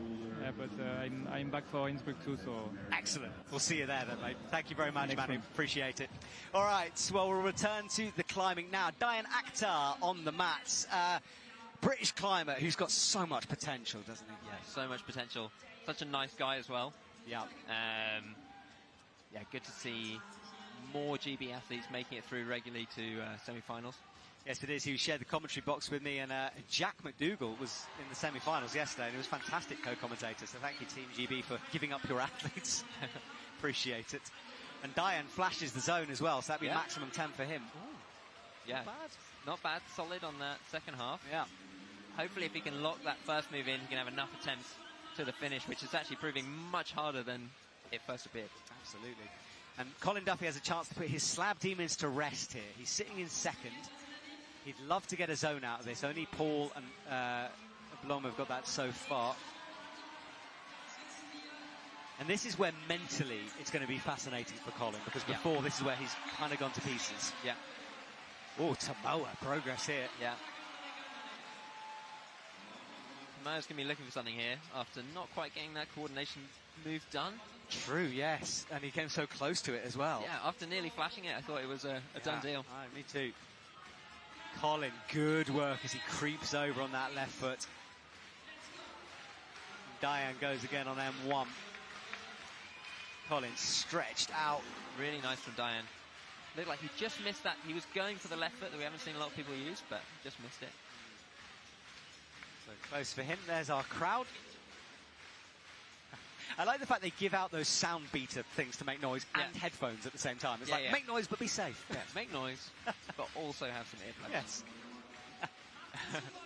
I feel like they sort of oppose each other there. Yeah, I think that's a very Swiss approach. Yeah, sorry. Safety first. Yeah. Colin Duffy back on M4 now, and Tomohiro Narasaki resting. Gianluca Posh needs some points on the board. He also didn't get that. Colin, little flick up with the ankles there to try the higher foothold. Yeah. So we have seen this higher foothold work before. Looks like he's going to try and get low, sound that foot, and then pistol squat up. Yeah. It's quite a wide step for Colin. Yes, it is. Team USA in the TC, their training centre, they have a no-hands wall they've built specifically. So there's a whole training section where you can't use your hands. Mega. Yeah. We've had a few of those in London before. Always good fun. Oh, Dohyun. Dohyun getting it done. Super good from him. That's a really important top. Such a good start to the comp as well, you know, and again, confidence is key for him. Yeah. Bumps him straight up into third place, so yeah, hopefully he can get something else done. Yeah, Boulder number 1 is starting to be the one you have to get done here. Yeah. Yeah, if you want to shot finals, you've got a lot of work to do if you don't top number 1. Exactly, yes. And no one in the top 5 who hasn't done it has got there, so yes, you're right. Colin has tried every foot placement on this. Yeah. Athletes just searching for something. I know. The interesting slabs have been hard at this comp. Yeah. French head setter. Oh, good point, yeah. Yeah, very good point. Maybe the key is be French. Be French and tone it down a notch, please. Yeah. Right, Colin bumps that right foot, heel down to try to get the maximum rubber on the slippy surface. Adjusting it back and forth a little bit here.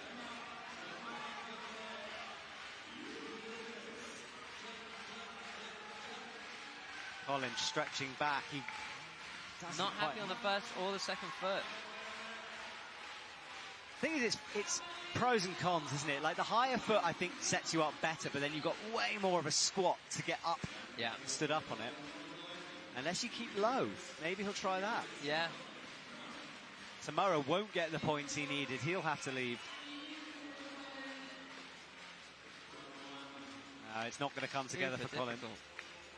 But second place, 34.2. It means some nervous app refreshing here. Yeah, for sure.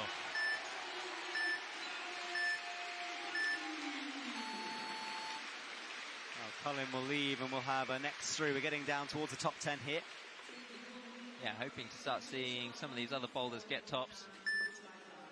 Yeah, 8 athletes to go, and U5 Pan will be out. And U5 Pan, everyone's been talking about him recently. He's had a very good 2025. This is his second semis in a row. Good to have him back. China bringing a pretty big squad here. They are in Europe until the 19th of June, is Team China. There is U5 Pan. He was 5th in Prague, so it was a brilliant performance in the finals from him. And then Yannick Flory, I've been waiting to see him on this. We talked about it early on. Hopefully our trust in Yannick is not misplaced. I trust Yannick. Yeah. Come on, guns. Loves these overhanging physical boulders. Right, Nikolai is slab climbing on the top right of your screen. Paul Brand would like some ball points on the board here in M3. Just a zone for him on M1. Yeah, it seems like M3 is the next closest to getting topped. Yeah, I would agree with you. We've seen 2 people tickle the top so far. Yeah. I think the slab will get unlocked. It's just sort of a matter of time. Yeah. And falling on M1 here. Good work from him. Then Nikolai Rusev on M4 has a long look at those jibs. Not the best holds to stand on. Yeah, he's getting his face really close to those jibs. Trying to find any texture, any little bump, something to go with. Something to be had. All right, here goes Yannick. He's through that first sequence. He's not bothering with the right foot at the moment. He knows there's a potential heel underneath. Yeah. Eyeing up the crimp. We haven't seen anyone else stretch out for that toe hook. No one else has tried the toe hook. We haven't seen anyone try the knee bar either. And actually, I think apart from the high heel and Collins' roll, the knee bar looked like it was maybe one of the closer methods. True, yeah. Manu was making actually fingertips on that zone. Yeah, and he was disappointed when he came off it. Yeah, so maybe. Felt like, at least for him, it seemed possible.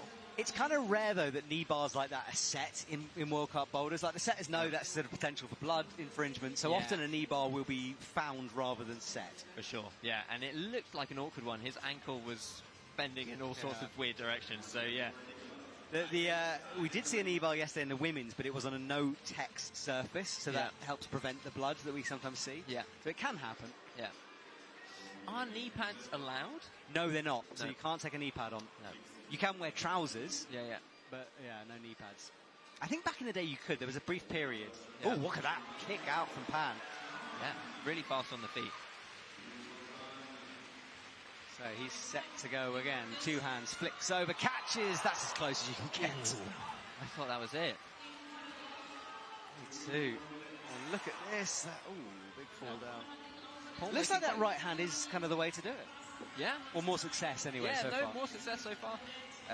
Yeah, we'd be interested to know if the root setters did both. They probably did both methods, but we'd be interested to know which they think's easier. Some progress being made on men's 4. Yeah, I think he's looking pretty solid on these feet. Yeah. And he's gone stiffer shoe. I think that's solutions, right? Yeah. I think it's what you need. I think when you've got to stand right on your toes like you do on those jibs, stiffer shoe is the way to go. For sure, you want to support your big toe as much as possible. Yeah. Look at this. Paul is doing very well. He will get points on the ball with this 10. Made sure of that zone with the left hand and changed things up. Big span out to that really, really terrible jib on that volume. What would you do? I guess you come in with a palm. Like, it's hard to match. Yeah. The palm reaching out for that crimp. As we've seen, it's not quite as good as it looks. No, you're so straight. I mean, his left foot is right down on the yellow volume. He needs to bring it up, which he does now. So much tension going through his right foot. Look at Pan as well. He just came close and then won again. Oh. Total heartbreak. And that would have bumped him. I mean, just getting the zone bumped into 6th. Yeah. Well, he's got 33 seconds. I don't know if you can recover in that time. I don't think so. Yeah, that top position is super strenuous. He's going to go for it again. Well, fair play, Paul, but wow, yeah, no, it's not going to happen. Might happen for U5 Pan, though. Yeah. Into the 10. 19 seconds is plenty of time. Little launch. Again, the foot slides. Surely not, no. He was thinking about it. It was like half bent down to his chalk bag, ready to go. Awesome stuff. Well, our audience has pretty much filled the stadium now. It was a capacity, apparently, last night. And people are wandering in from outside where it has been baking hot. A bit of a relief today where it's cooler outside, but inside, lovely air-conditioned conditions for us. Yeah. Good climbing conditions. Now, Andrzej Prahak has been one of the most consistent men on the circuit this year. It's been fantastic stuff from him. He made semi-finals at every event he's entered, and he's made multiple finals along the way as well. Prague, he was 8th. Curitiba, he was 6th. And then semis in the other 2. He's one of those athletes who just quietly gets on with it, you know. Yeah, doesn't make a big noise or a fuss most of the time, and normally got quite a cool head. Yeah, an all-rounder, you know. and no bowler is outside of his remit. And we don't talk about him enough, in all honesty. Yeah. We should, because he's very, very talented. Dohyun on M2. Tomoa Narasaki desperately needs some points on the board. He is down at the moment. Down in 9th. Only a zone for him. Dohyun looking very strong on M2. Yeah, it should play to his strength, really, here. He's already got top on M1.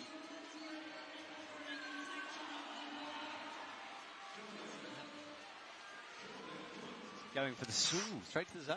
Yeah, straight to the zone. No, it's quite good. His hand was kind of moving out around the hole. Maybe with a tiny bit more confidence, he can make that work. Every time I see someone do something different on M2, I'm like, that's the way. That's the way. Guaranteed the way. Yeah. But there's a few ways. Look at Anže close. Touches the last hole in his first few attempts. Jan-Luca Posch, can he get to grip with this slab? No one else has been able to. Pushing down here. And just a reminder, the overall Euroholds title can be taken by Serato and Raku, depending on other results here. Oriane could have taken it for the women, but she didn't make finals the other day. So she'll have to wait for Innsbruck to sew up that overall title. Yeah. And with Slovenia, we do need to talk briefly about Janja here. Because apparently, Tom, she's rumoured to return for Innsbruck. Oh, really? Exciting. That's what she said. All right, well, my road trip to Innsbruck might be happening. Who knows? Definitely should. Yeah. Yeah, it'd be great to see her back on the mats. It would be. And interesting, you know, I keep waiting for Janja to be human, and she isn't human yet. Not yet. But yeah, good to see her living her best life, climbing on rock. I know. Yeah. So good. She was trying her Burden of Dreams at Wow. A9A in Finland. Right, Anže is up on M1. He came close. Dohyun, I think he's going to go for the big boost to the zone. No, he's not. He changes things up. Yeah, going for the shoulder this time. Ooh. Not that time for Anže. Looked like he kind of caught his left foot on the side of the volume, on that furthest left volume. Maybe that pushed him out a smidge. And with the high left foot method. Adjustment with the feet there. He's wearing stiff shoes as well. That's the Tomoa signature shoe from Unparalleled. He goes. The question is Tomoa wearing them? He's not right now. He has started to more and more. Right now he's wearing the flagship pros, I think. No, he is now. No, he is now. He's changed. He was wearing the pros. Pick up and a shake of the hand. Jan-Luca Posch, delicate work as he creeps the weight onto the left foot, finds the thumb. That thumb must be a terrible hole. I know we've had some close-ups of it, but it's even worse, I think, than we can appreciate. Yeah, it's terrible. It has no edge to it. It's completely rounded on the front, and the back there's almost nothing. But yeah, what we have seen being kind of successful is that like fingernail crimp on the back of it. Yeah.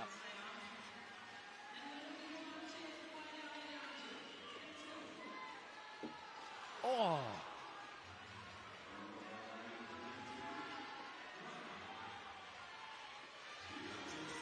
Close stuff here. We're coming up to the minute, and a lot of people have done this on M1, which is to get close, think you're in, and then it just doesn't come together. It just goes away from you, yeah.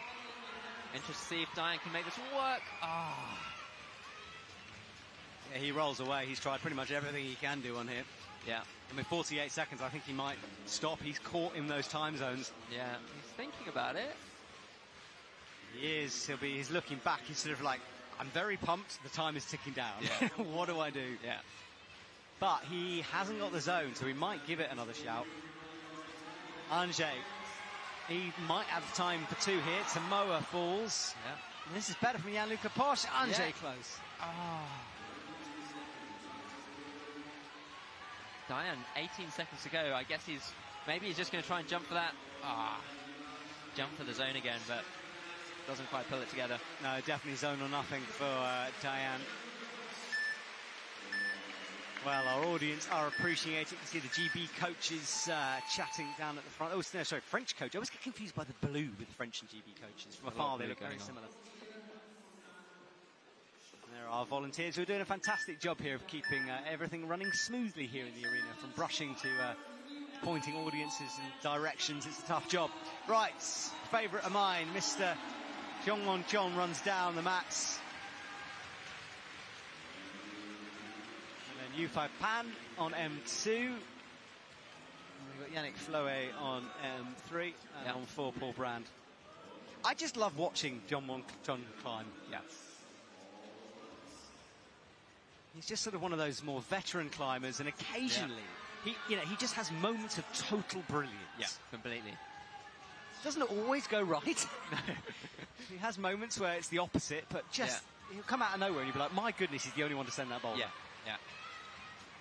Can get on very well with the kind of crimpier, stronger boulders as well. Yes. Super strong fingers, so. Pan stretches out towards a crimp there. Didn't have much for the feet, though, to sort of hold the position in. Paul Brand, I've been very impressed with him so far. His score sort of doesn't show how good he's been climbing, I think. Yeah. Nearly topped out M3.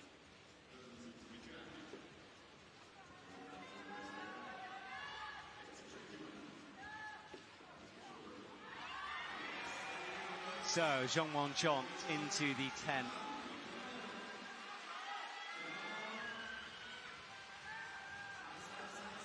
Oh, and slips away. Yeah. Yannick Floe up towards the slopers. Looks like he's thinking about the foot plant. Oh, say. Yeah. Yeah. That foot plant is, again, sort of another coordination style move. You're doing something different with your hands and your feet. Yeah. So, yeah, that's normally when you're grabbing a hold and then using your foot to stop that momentum.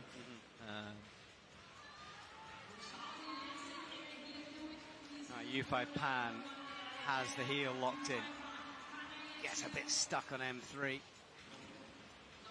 I think we'd expect maybe a slightly higher scoring round at this point. It's certainly a tough one. Yeah, super duper tough boulders. Yannick with the flick of the right foot up towards the left hand, not quite for Yannick. You know, the fact that Yannick is struggling on these powerful boulders says a lot, I think. Yeah.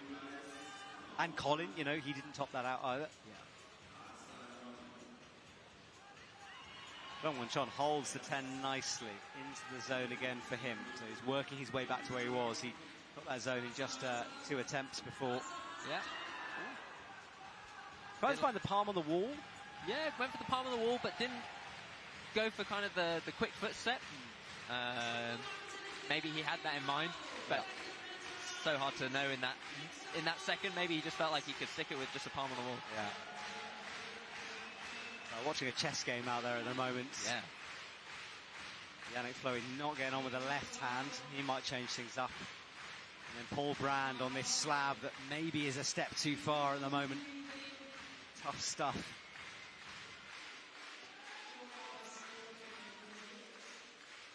It's hard when you commentate a slab like this, because it's very difficult to see what's going wrong.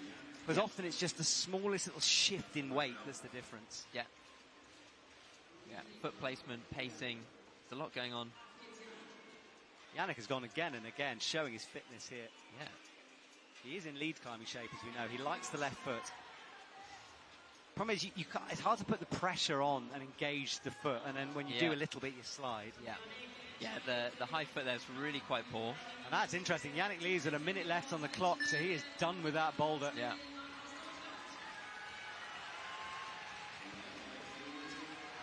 Dongwon Chon fires off. It's just fascinating that they don't build, you know, it's one of the, it must be a very low percentage move. Yeah. On that 10 on boulder 1.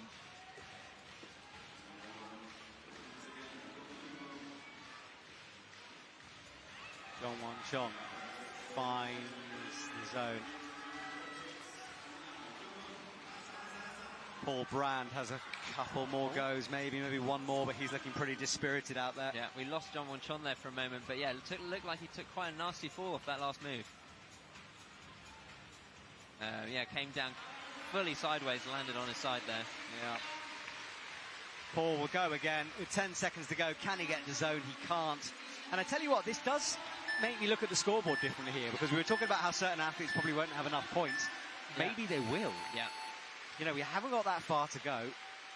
Yeah, one top and a couple of zones. It's going to put you right close, up in it. Yeah, I think we've only got 4 tops on the board so far. Needs to have another little quick peek, but we do. Definitely not very many tops. at this point.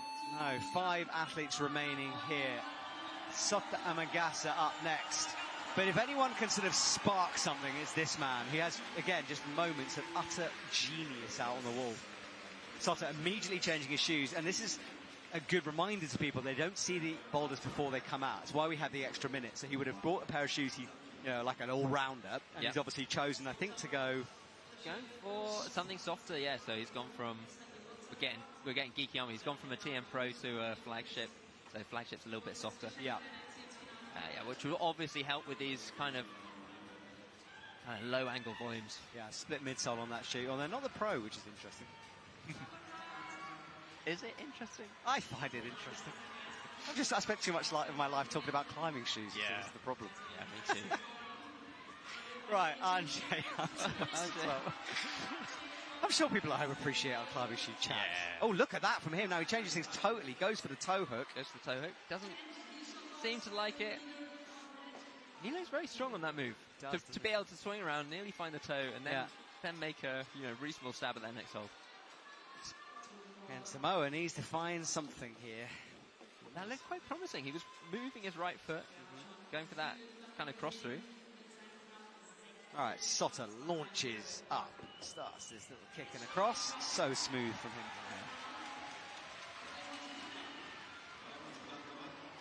Yeah, that was really nice. He didn't go with too much power. A little exploratory go. Looks very possible. I think so too, but then how many times have we said that, this round? It's... Oh, Tomoa making progress. Yeah, this is really nice from Tomoa, but he's got to get his leg out of that really compressed position. And you saw the thumb ping off that middle hold. Dohyun is making really good progress on M3 as well. He's up in that top position. But he's in that stretched out left foot very low. He gets it! That's that bent arm you were talking about. Yeah, the crowd goes absolutely berserk. That is huge. Well, I think we needed a top here, and Dohyun has delivered fantastic stuff. Held the one arm, and didn't try to faff around with the left hand. No, he just went for it dynamically, coy with a bent arm, and just held a 90-degree lock off on probably, a 15 mil edge? Yeah. Unreal. Insane. That's spectacular. Well, with that, he is, we're starting to look at him for finals now. 49.6. So. And Tomoa as well, that'll be a zone. Yeah. It's suddenly all go here. Yeah, Tomoa's really looking for a top here, isn't he? I mean, he needs one. Where is he? I'm trying to see him on the He's in 6th at the moment with that top. Yeah, but I mean, zone, with the zone, yes. I mean, who knows, though? A top could put him on that bubble for that 8th position in the finals. I think so, too. So, interesting stuff here. 2 minutes to go, and a bit of a spark suddenly. This semi-final's been a slow burner here so far, but that kicked things up a notch. And Anjay as well with the roll method. Yeah.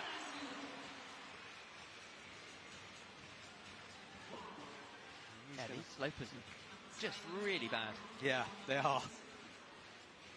And, it's the slightest little thing on an overhanging wall like that, and they would have been tweaked and tested endlessly, but, really hard. A little bit more humidity, maybe your skin's not so good, can make a huge difference. It doesn't, I'm flapping my hands around trying to feel the humidity. Obviously, that's not very scientific. But it does feel a little bit more sticky in here today than yesterday. I remember being chilly at times. Yeah. Tomoa's making some really nice progress. And Sota is in. Oh, is he in? Interesting. I thought he was done there. I think he just pinged off the last hold. Wasn't quite long enough. Held it for a while. Look at this from Tomoa.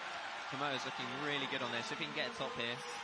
There will be a smile on route setters' faces watching Tomoa Narasaki right now, although that left foot is blind as well. Completely blind. They've really thrown the kitchen sink of difficulty at this slab. That's everything. Better, though. Yeah, okay. And the zone hold is not the volume, it's the yellow jib on it. Yeah. Oh!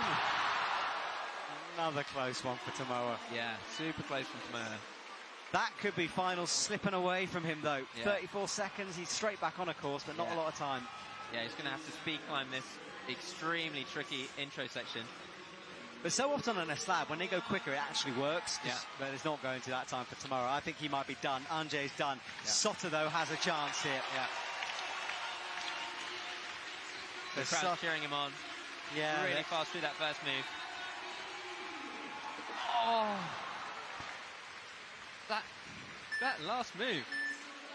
It's a brutal one, isn't it? Slid down. There's a little line of no text there on that delta, on the hold on the delta volume at the end, which I think they're sliding down a little with the left foot. Yeah. Oh, interesting. Well, it's one of those rounds, close but not quite, but Dohyun electrified. Yeah, this was truly an unbelievable feat of strength. Look at that right arm, fully horizontal. Yeah, just locked it off, held the 45, as you said. Look at that face. Yeah. And I love it, just showboating around up there as well. And he knows what that means. Yeah. Could be a finals. Right, Hannes van Dyssen is out. Good qualifying position for him. He's up inside the top 5 here.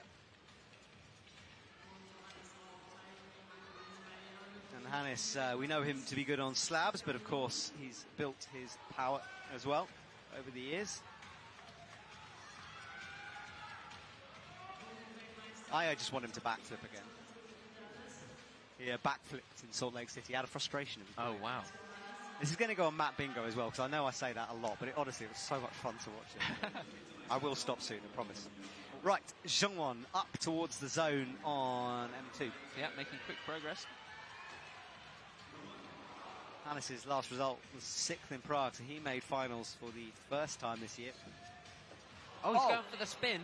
I thought someone might try it. Yeah. And he's got a smile. He knows that was silly. That probably wasn't it. Because the audience kind of like, ooh, him. Yeah. Maybe he'll try again. I don't think so. Yeah, let's see if he tries the spin again. Yeah. Yeah, that spin move has become synonymous with climbing. It's just one of those moves. It's one of those moves. What, 2023? Yeah, I think First time we saw it, and then, you know, gyms everywhere saying it. Yeah. Oh, it's a really fun move to climb, though, if you've ever had a chance of trying one. And what you were talking about earlier, route setters sort of pushing the limits. You know, we develop moves like that out of it. Yeah, and once you've seen it, it seems kind of so obvious. Yeah. But yeah, someone had to kind of come up with that and do it first. But I love the fact that now route setters go the other way, so they don't set it deliberately, and people think it is there. Yeah, exactly. Yeah, you could confuse that with a spin. Yeah. Cat and mouse game between those setters and the athletes. Right, Hannes is up to the 10.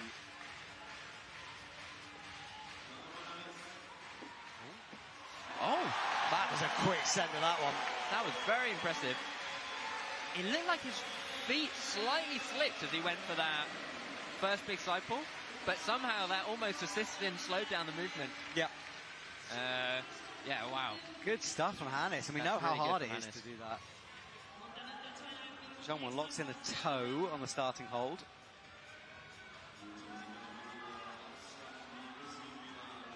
He's trying to find some kind of a foot. What's it going to be? He doesn't know. Ooh. Bit of frustration there. Yeah, screaming at the mats. But then back to the smile he usually has in his face. Yannick just, you know, he works so hard at slabs. Yeah, this is not an ordinary slab, is it? No, exactly. It's a hard slab, and it is his weak point in his game. Yeah. Although he's, you know, a World Cup climber, so he's world class at slabs, of course. But he just doesn't enjoy it as much, the style, I don't think. Yufei Pan is going to try to find the top here. That left foot needs to come up. Yeah. Oh. That's the high splits. That's a really high split. But it's doing bits. Now just commit to the to lock get off. The arm. There it is. Yes. Good work from Yufei Pan. Well, that is going to do wonders for his score as well. He'll be up inside the top 8 with that one. Yeah. He didn't quite get the top on the first one. But yeah, still bumped him up into third, so... Yeah, good work. Right, Yannick up onto M4 now. Turns around, tries to search for the left foot.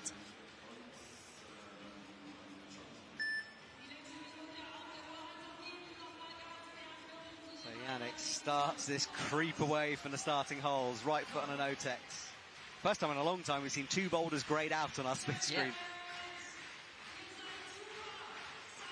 That shot actually is quite good to show the angle that they're having to go left on with those bad holds. Yeah.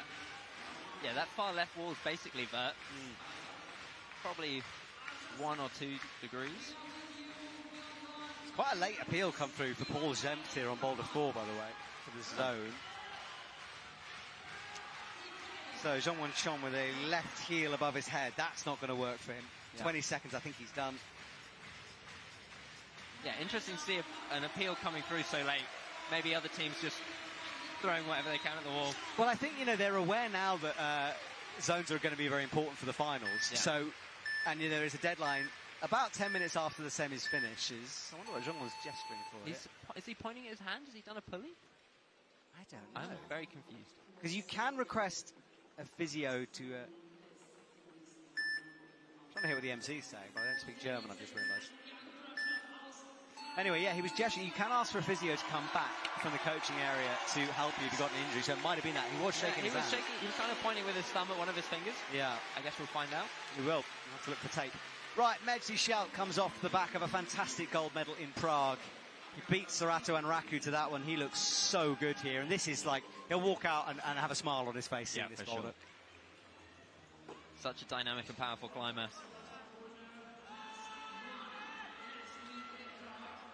So, finds first move. Super easy. Dohyun is on M4. He can add to his 49, and he had, 49.6. Yeah. Sutter dropped the top of M1, and look at that strength as he flicks the feet back in on M2. And Anže as well is into the zone. Dohyun looking really good actually on M4. Pings the foot, but yeah, very good as you said. Yeah, getting stood up has not been easy for a lot of people. So Medley into the zone now. Oh, he read that perfectly. Just, it's like locked into his body somehow. Yeah. He's never tried that move before, but first go like it's nothing. Yeah. See, this is where some, last week there was a little bit of online criticism about the set, this sort of like jumpy style, but the climbers love doing it. Yeah. And for someone like Medley, he would want boulders like that, it's his strength. Yeah. And yeah, you have to be good at all styles. Sometimes a comp might have more of one type of boulder than the other. It's just the way it goes, isn't it? Yeah, I always kind of reference it to like a Formula One season or something, or a touring car season, where every track is a bit different. Yeah. And you get some that have more, as you said, more parkour styles or more crimpy styles. It makes it interesting. Exactly, and that's why we love this sport. It's always different, and if it gets too defined, they're coming out in the same boulders every week. Exactly. That's no fun either. People will be like, bring back the jumps. Yeah, exactly. 3 boulders in action after Medley's quick send. Anže looking very good on the opening sequence here into the zone. Or towards the zone, I should say. Sutter twists. That's contact strength to hit that left turn. Yeah. I like that method, but maybe it's too hard to hold. Yeah. It is a very small crimp, and it's a long way from that green volume. Or macro, sorry. Yeah, the thing is I think when a lot of these climbers see an edge, they just go for it, because their finger strength, especially on crimps, is just so otherworldly. They see an edge and they know, well, if I get there, I might just be able to hang it. Yeah, exactly. Interesting stuff here in the commentary box. We're surrounded by some athletes as well. We've got Yu Tong Zhang on our right-hand side, who was impressive in semis yesterday. She's watching on. It's nice at all climbing events. If you haven't been to a World Cup before, do come, because you do get to mingle with the climbers. It's quite fun. Yeah. As we'd say in the UK, WODs everywhere. You can't move for them. I haven't heard the word WOD used for ages. Alright, Sutter is one of our WODs. Up he goes to the left-hand side. Yeah. Comes in underneath on the underclip. He's smooth to here, but he hasn't found a solution for this, and the heel pops that time. Yeah. Trying lots of different options on this boulder. Yeah, not many of them working so far. Yeah, Dohyun made some good progress early on in this, but seems to be moving away from it a little bit now. Yeah, when the feet keep slipping, obviously your confidence gets rocked. You don't trust them as much. Yeah. Look how bad they are from that shot. That is terrible. Awful. And he goes. Yeah. And I find it like scary, as well. I know you're close to the ground, but that feeling you're always about to fall off is not a comfortable one. No, it's not a comfortable feeling. And you have to be confident. Yeah. So the second those feet start slipping in unexpected ways, that confidence level goes down. Yeah, it does. But Dohyun is out and from 49.6, and that might be enough. Yeah. If he can get the zone, I would almost guarantee it. Yeah. Anže launches. Oh, Anže looking strong. He's got 30 seconds. Dohyun will go again, as will Sotter. Anže, no. Sotter launches for the 10.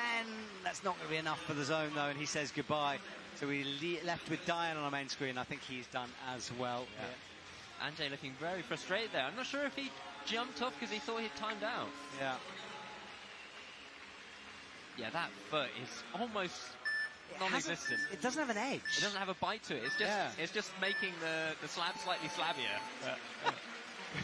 Horrendous. Horrendous. Yeah. I reckon the more feet as well that get on that, it's going to rubber up more. Yeah. It's going to feel a little bit more difficult. Yes, it doesn't improve it, does it? You'd think it would. It would almost get bedded Extra in. rubber. But actually, it creates little sort of little balls that you roll on.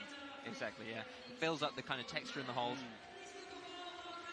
Right, Dohyun Lee, penultimate athlete out, and someone who is monstrously strong. And a bit like Medley, I back him on this this run jump. Yufei Pan finishes things off down at the end. Hannes is on M2, and Dohyun Lee's teammate Jungwon John is down on M3. Stick with Dohyun Lee as he starts this back and forth process. Not quite that time. No, it was a good first attempt though, just needed a tiny bit more commitment. Not bad from Hannes, just about found that left hand there. Yeah, looking strong here. Hopefully he can make something work. Oh! He has. Yeah. That's the first zone we've seen on that boulder. Finds the sloper, drags the toe. Oh, for the first time we see real progress on M2, and he's got the toe locked. What does he do next time? Oh, a bump! Yeah, this is what I was thinking. Recycle the crimp. There's a small jib on this last hole, but it's not very good. And the tension, look at those arms going up. Oh! That's as close as we've seen it. Yeah, that's excellent from Hannes. And I tell you what, if that is the method, you are redlining from the zone onwards. Yeah. His elbows were way all back. the way out. Yeah. Oh. That was really impressive. He had fantastic hip mobility to be able to lock that right heel in and then keep the left foot pinned on the wall at the same time.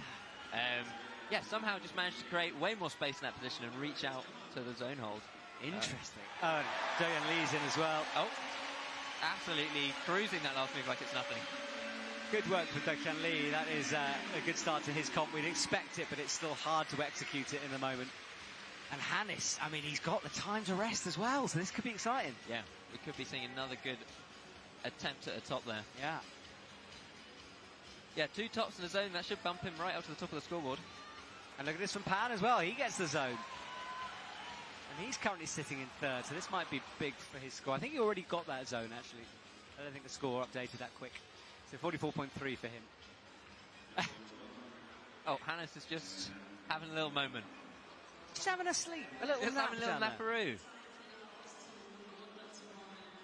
I was in the gym yesterday and Ayala Krem was climbing in there, and she does exactly the same thing. And I was kind of joking with her because she did it in the climbing gym as well. She was just flat on her back, like a zombie on the mat. It makes sense. There's a quote from professional cycling, which is when you're resting, you know, if you're standing, you should be sitting. If you're sitting, you should be lying down. You know, and it's true. Yeah. Fully rested. Yeah. Have a little look at the ceiling, zone everything out. Yeah. Trying to forget that there's millions of people watching throughout the world. Exactly. Millions, of course. Millions. Of course, millions. This is climbing in 2025. Billions. Yufei Pan is doing very well on this right foot move. And now he goes low, finds the zone, and this is why that zone is there, I think, to make this move left possible. Yeah. So yeah, little dynamic stand up. Got to get your body all in a line.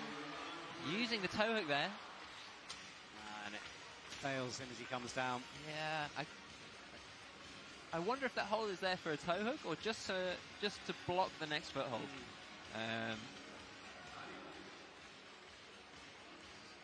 John, looking at that finger, we talked about the injuries. Something going on with it, isn't it? Yeah. Yeah, it would be interesting to hear if he's injured something. Obviously not ideal for this boulder.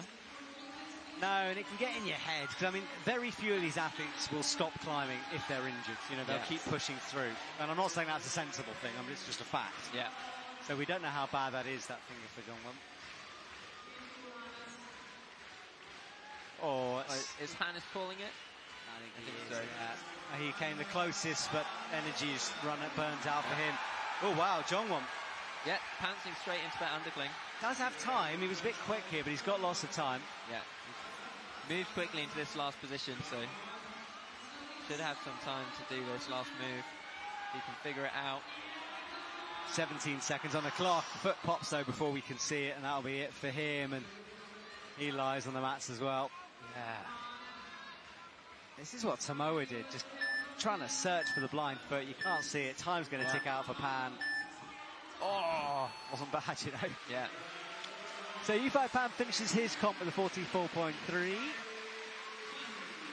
Have to wait and see if that's enough. I think it might be, you know. Serato and Raku will be out last then onto the mats. The Japanese superstar coming off the back. There's our Leo, our cameraman. He's the editor for the World Climbing Club, our free-to-watch show. That man works very late nights, trust me, to make that show come together. So thank you, Leo, part of Team Obsess. Right, Serato and Raku then. Gets a huge reaction from the crowd. He's won 3 gold medals and a silver this season. I know he wanted 4 from Prague. Yeah, trying to get the sweep. But it was a record in terms of men's results. No one had managed that before, so cool stuff. And Serato looks at the top sequence. You'd expect him to nail this, in all honesty. Yes. He's also got Medley on M2 as well. Yeah, looking good, isn't he? And Anže finishing things off. Anže is... Where is he on the scoreboard? He's certainly down here. Anže is in 13th at the moment at 19.5, so he needs a top on the slab. Yeah. That was pretty good from Medley. It was a promising first attempt.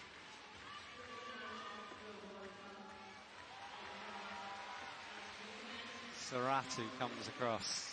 Getting the zone on his second attempt.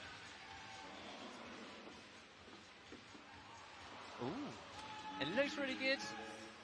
Maybe lacking a tiny bit of power. Yeah, maybe. The movement was so flowy. Yeah. But, I mean, you know, I'm nervous to say it because we've seen so many people get that far and then not quite execute it. So yeah. We'll have to see. Anže changes shoes. Medley rests. Sota is on the joker.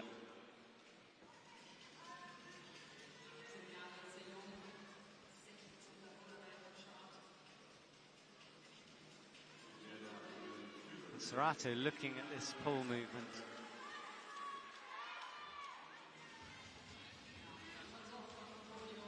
Yes, Sota needs a few more points on the board here. He's down in 18th at the moment. Team Japan actually struggling here. Yeah, which we're not really used to seeing that often. I can't remember the last time we had a finals without a Japanese team member in.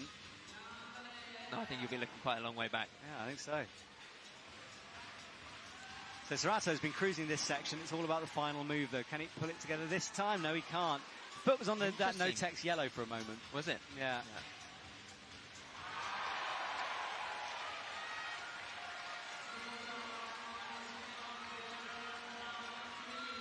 Looking really strong. Getting straight into the right shoulder as well. Yeah, it's which left foot do you use? Is a low, medium, and high? Yeah. He's going medium. Now back to low. Yeah. Yeah, it just shows you how uncomfortable this position is. Not really somewhere you want to be. No, that's a good way to describe it. You know, everything's hurting, your shoulders are burning, your core's out, your legs are stretched. Yeah. You've got to choose between a box that's too big and a box that's too small. And then you've got to launch around a sort of a blind jump into a good hold, but you don't necessarily know that in this position. Yeah. Oh, too far to the left. Too far to the left. It's quite hard, especially from below. It's probably quite hard to know where that edge is because it's a hold on top of a hold on top of a hold. Yes. So, yeah, very true. Anže is not finding the solution to this one, and if he doesn't, he's going to be out of the final. Currently, Oren is sitting in the bubble in 8th with 24.6. That is incredible, isn't it? You know, in 8th, one top. One top, yeah. Tough round, this. It has picked up a little bit. I know the setters would have wanted a few more tops in there, but, you know, it's still It still split the field quite nicely. Yeah. Separation is great. I mean, what else could you ask for? Yeah.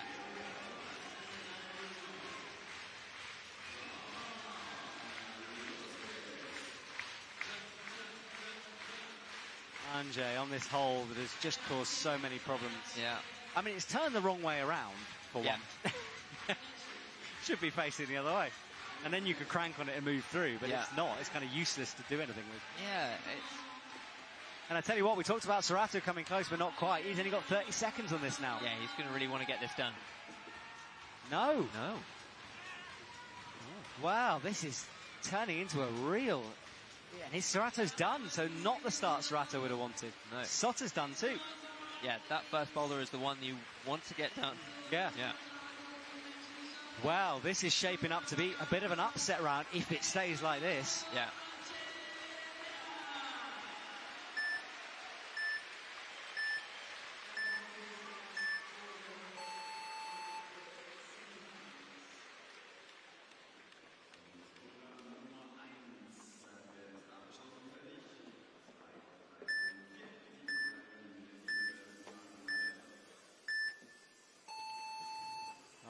Well, the audience are enjoying things here, certainly in the stadium, but it has been a tense one.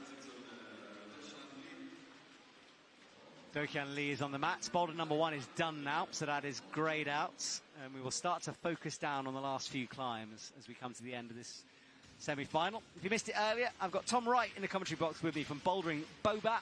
Go and watch them on YouTube. It's kind of, I don't know how to describe Bobat. Like, what's the best way to... I don't know, just a bunch of friends larking around. Yeah. Don't take things too seriously, that's for sure. No, but you do the sort of like really easy to connect with videos. You know, if you ever spent any time in a climbing wall, you'll immediately bond with Bobat videos. So go and check that, please. Yeah, thanks for the shout out. Oh, of course. All right, Dohyun Lee. Oh, Hannes is also making good progress straight into that zone hold. He is. Hopefully we'll get a shot of that because he's very close. There he is on the left-hand side. So Hannes a move away. Oh, wow. Progress again here from Dohyun Lee. This is a new method as well, swinging into the toe hooks. Yeah, those toes locked in now with a bicycle. Cross through to the sloper. And he matches it. Yeah, and here we go. This could be a first top. It is going to be a first top. Wow. So strong. Boulder number 2 is doable. I think the setters will be breathing a sigh of relief, but honestly, they might have set this pretty perfectly. Yeah. Wow, that was unbelievable.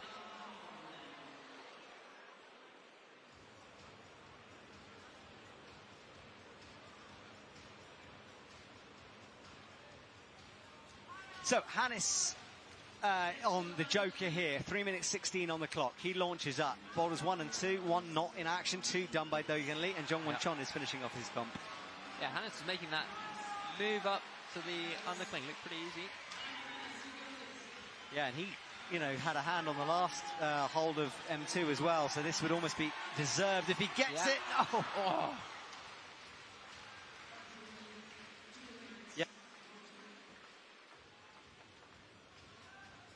Right, we have got our current second position sitter, Mr. Dohyun Akhtar, on the line, and he's going to be patched through to me so we can find out how hard these boulders actually are. He's going to come on in a couple of seconds. Dohyun, can you hear me? Hello, Dohyun, can you hear me? Yeah, I can hear you. Can you hear me? I can. Dohyun, congratulations on a stellar round there. Look, Thank you. It's clearly tough out on the mats. How hard are those boulders in semi-finals today? Yeah, the setters definitely didn't mess about. They're pretty tough boulders. I think if you don't do them quickly, they're pretty savage. So, yeah, a really good set from the setters, I think. I want to talk about the slab, and I know that's one you didn't manage to get the zone on, but we're seeing so many people fall off it. What is difficult about that slab? What's proving problematic? Those jibs are just so slopey, and if you just don't commit to them and stand up on them, you've just got no chance. And, you know, it's the last block of the round, you're tired. Your shoes get warmer and warmer, the jibs feel worse, you're stressed. It's a savage block to finish on. Yeah, we saw you, sort of your opening couple of goes were really good, and then it was almost we could watch that confidence drain away from you. Did you feel that out on the mats? Yeah, I've had a few close calls this season of kind of losing my final spot on the last round, and I got in that kind of mindset again where I thought I was maybe letting it slip, but I didn't know I was already in at that point. But yeah, it was a tough moment for me. Well, congratulations, Diane. Can't wait to watch you climb in finals this evening, and congratulations on a well-fought round. Thank you, thank you. Thank you, Diane. Well, there we go. Hearing right from the athletes on the mats. I like this new feature, Tom. It's cool. It's very good. It's good to get straight feedback from people just out there climbing. Yeah, exactly. Well, we're still with Hannes, who's got a couple of seconds left. We've lost the clock right now, but it's not long. I just had the minute buzzer go, so 1 minute left.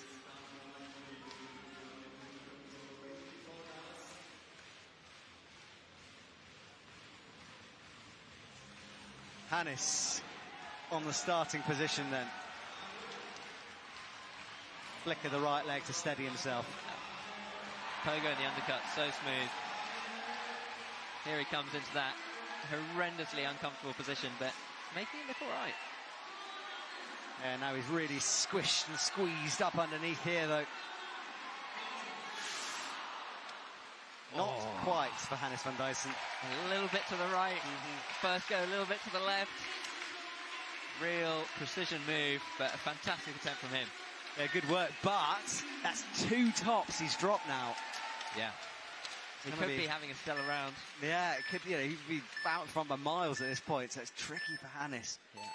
Of course, he won't know, and I've been talking yesterday to the athletes, they don't see a scoreboard at this venue. You know, it's not visible anywhere. Yep. So you don't really know where you're at. Yeah, especially in semis when you can't really get gauge off the crowd. Yeah, exactly. So he'll have to wait and see to the very end here. Yeah. So, Serato has work to do after not doing M1, but now we know M2 and 3 are possible. I've got a bit more confidence. Yeah. Yeah, if anyone can get this one done as well. Yeah, and then Medley on M3, and then Sota finishes things off. But Team Japan needs something to happen for them here. Samoa is out. He's the highest placing finisher so far. I don't want to count anyone out. A long way to go here, of course.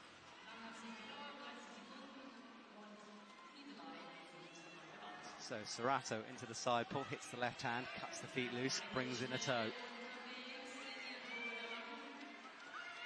Wow, so much power here. And that heel is just the moment you sort of release the right arm, that heel can slip and does. Yeah. That's the way Hannes did it though. Yeah. So it's definitely possible. And yeah, he looked really strong on that first try. Sota looked good as well. He was all crossed through on the yellow, but he got close to the zone. I don't know if he was awarded it there. So back to Medley Shulk here.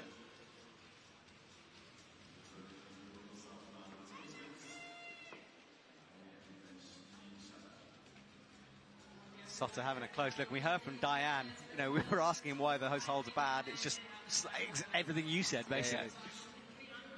Slippy, slopey. Yeah, it's interesting to hear that his shoes getting hotter was making it more difficult as well. That's something I wouldn't really consider. I think there's a point with soft shoes where the hold sort of, you're standing on a gym and it warps a little bit. Yeah, the shoes moving around your foot. Yeah. Yeah.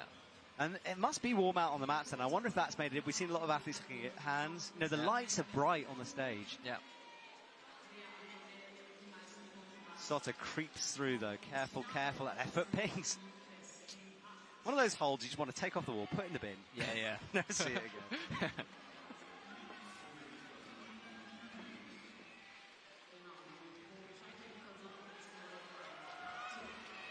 Yeah, interesting to see if Serato's going for the heel again. He is. This time he gets the zone. And now he'll be able to lock off that crimp and then change his feet. Yeah. This is important for down Serato. for the toe hook. I like how he doesn't recycle the crimp. No, he doesn't recycle. Oh my word. That is playing into his strength. He's so good on a slope. Yeah. Full commitment. And Serato needed that. He really did. Yeah. Because remember, the overall Euroholds title is on the line here today. He could sew it up, but if he doesn't get into finals, he wouldn't. No. Yeah, so Serato's going to have to find his way through the semi-final round the hard way. Yeah. Yes, it's one of those, the coaches will hate you kind of moments. Like, why did you make it like that? Yeah. But yeah, Boulder #1 is not a gimme. Right, Medley still with climbing to do. 2 minutes on the clock for him.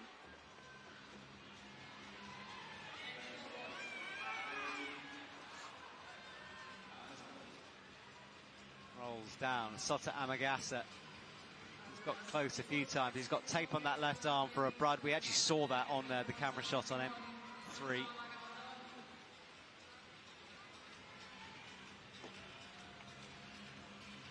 Got to trust the feet. He does well. He's reversed to stiffer shoes as well for this final sequence.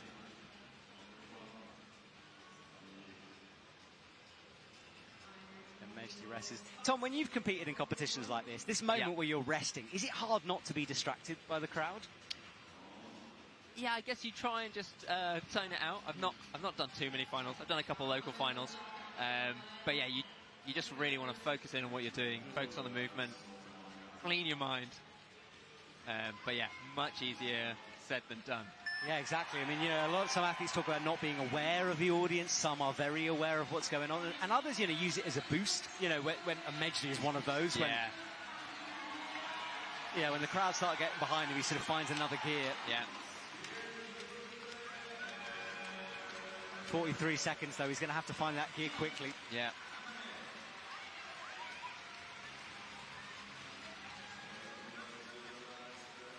Here comes Sotter, creeps the right foot underneath. Oh my goodness, how? 3 times that's popped. 4, 5. Oh, and then he missed the left foot entirely. Yeah. Medley's being told about starting position, I'm guessing here. A little bit of a conversation going on with the judge. Yeah, it's a bit late in the... And interestingly, Medley is going to leave the stage. So I wonder sure what's going on there. Yeah, I don't know what is happening. So He looks a bit confused. He does look confused. Interesting. Well, I think that might be... Yeah, we don't know. But he had a conversation with the judge. It looked like there was a bit of a disagreement. I'm not sure whether the judge... Because unless it's sort of an incident, he can't be told to leave the mat. Yeah. The French team are also looking a bit confused. Very a lot confused. of worried faces out there. Yes, well, as I said before, I am linked into the judges in terms of if they tell me stuff, I'll tell you. And here we go, has come through. It's a bleeding issue, so blood on the hold. Okay. So to explain this rule, you aren't allowed to bleed anywhere on the mats or the holds. That's for obvious safety reasons, health reasons. So what would have happened there is that the judge would have said, hang on a sec, you're bleeding. You have to sort it out. There's not enough time for him to tape it up, so he had to leave the mat. Medley, of course, would be saying, no, I'm not bleeding. Yeah. But the judge obviously has the best perspective of that. Yeah, for sure.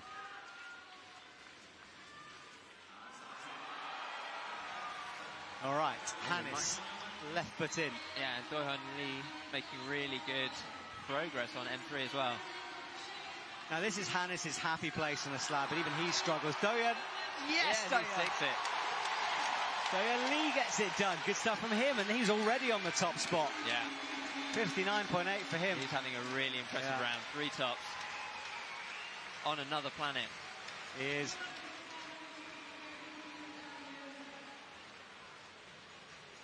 Dohyun Lee leaves the mats, and he is having a heck of a comp. Let's see a replay, in fact, of this. So this was Hannes. Oh, no, sorry. We'll see a replay in a minute. Hannes right now is in action.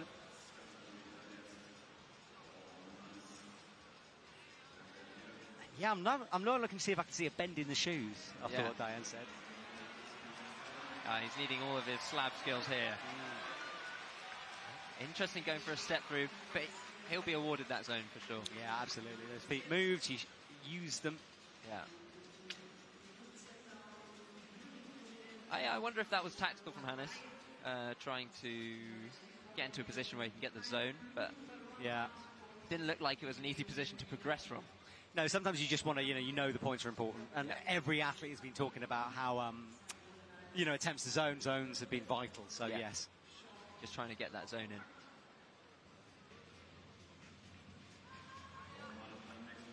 All right, Hannes pulls through. And now he's going for that step through.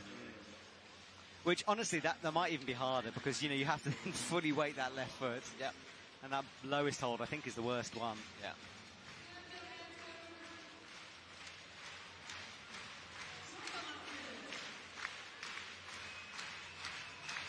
2 minutes 23. Plenty of time for Hannes to figure this out. We've watched him do it before. Creeps down with the left foot onto that bad hold. It all feels horrible when you're on the wall. Not that time. Yeah, it's difficult. If you go for that fast stand-up, that hold is right in front of your chest, and it's actually going to kind of push you out. Are you a Slab fan or not a Slab fan? I used to like Slab, but in recent years I've spent a little bit too much time under the kilter board, I'm going to be honest. I understand that. Yeah. Yeah, it's my favourite, to be honest. Yeah, and once you start feeling like you're bad at Slab, it's really hard to convince yourself to go out there and punish yourself. Weirdly, I'm better at Slab outdoors than I am indoors. I don't know why that is. Yeah, I just think I I just don't like them indoors. Yeah, I think, especially with this modern style, I think ankle flexibility is really important. Yes. And I don't spend a lot of time stretching my ankles. I spend no time stretching my ankles, to be honest. Yeah. I don't know how you stretch your ankles. Well, the top 8 is down on the bottom left of your screen. Dohyun Lee from Hannes van Dyssen, who's on. Diane Akhtar, Paul Jempt, who came out first. Looks like he's into finals. Yufei Pan makes another final, second in a row. Serato and Raku, with that top, jumps up into a provisional and guaranteed finals place. Colin Duffy and Sota Amagasa. That is our top 8. Remember, appeals can come through after the broadcast finishes, like it did yesterday. So we can't always tell you the results for sure, but we can tell you as they stand. Yep. And do go to the IFSC's Instagram page for updates on the top 8 who will move forward. Better from Hannes now. Yeah. Trying to get the toe into that. Still not quite for Hannes van Dyssen. He doesn't need it on 54.5, but he would like this. Yeah. Dohyun Lee is on one, though. Look at that. 3 tops. Yeah. All that left foot is sliding. We watched it slide. There is a micro edge on it, if I'm going to be nice to the hold. The second one definitely has a tiny bit of a lip to it. Yes. I forgive you, hold, slightly. That's the left foot. It's so bad, though. Yeah, Diane said it. The setters are not messing around out there. No. And he is done for today. I think he's just checking he got the zone. But he knows he's through, and the relief on Hannes' face there. He'll get a thumbs up from his coaching staff. Watching a replay then. This was how Dohyun Lee did it, and he is in imperious form out there. Flicks the right foot around. Yeah, left hand, left foot seems to be the way.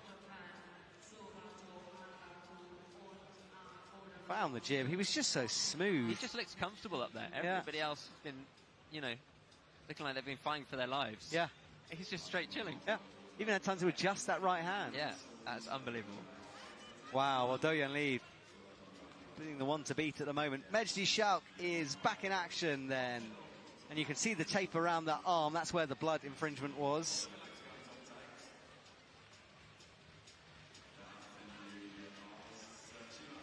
I'm not sure even the French's talent at Slabs can save them on this one. Yeah. Oh, we did see that early zone from Paul. True. But yeah, I think we're still waiting for a top on this one. We are, yeah.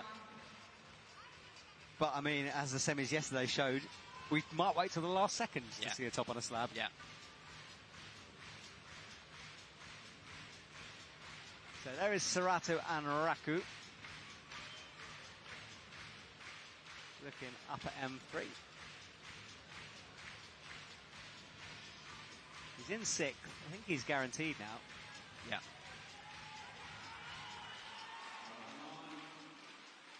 Very explosive move up towards that side pull. Can't hold it. Medley starts to tick over to the left. All that foot creeps up the wall.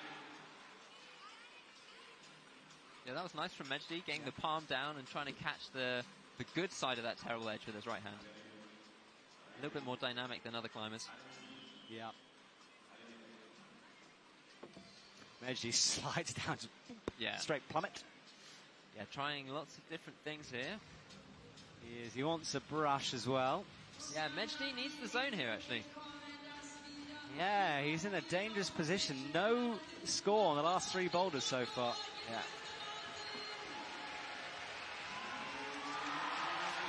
Serato up towards the 10th, finds the right hand, drops onto the jib. This is better from him now. Yeah. Yeah, looking comfortable in this position.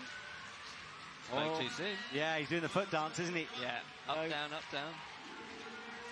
Yeah. Statically out to the edge. Holds it, and that's the top for Serato. Well, after that little bit of difficulty on M1, he's bounced back well. Yeah. Breathing hard is Serato. Yeah, a reminder, we hung out with the Japanese men's team, and that will be, it's out now actually, so the World Climbing Club is out. So you can go onto YouTube, go to IFSC, click on today's show, and you'll see our time with the Japanese team, which was hilarious. It was so much fun. Sounds like a great watch. Be tuning into that later. We saw bears, we took photos, we ate burgers, we did it all. Amazing.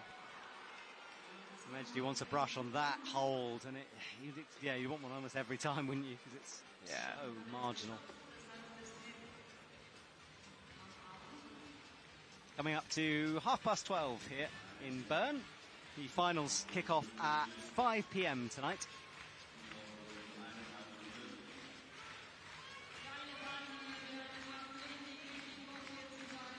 Tom, I presume you'll be back in the stadium watching tonight? Of course. I wouldn't miss it for the world. It's going to be a fascinating final, I tell you. And a call back down for starting position. Medley is not having a great time with the judges today. No. Well, I think he knew as well, so straight back in. It's one of those things, you might as well question it later. Yeah. You know, you're not going to change the judge's mind out on the mats. Yeah. Just best to get on with it. Oh, really nice from Medley. He needs this zone. So that's key for him.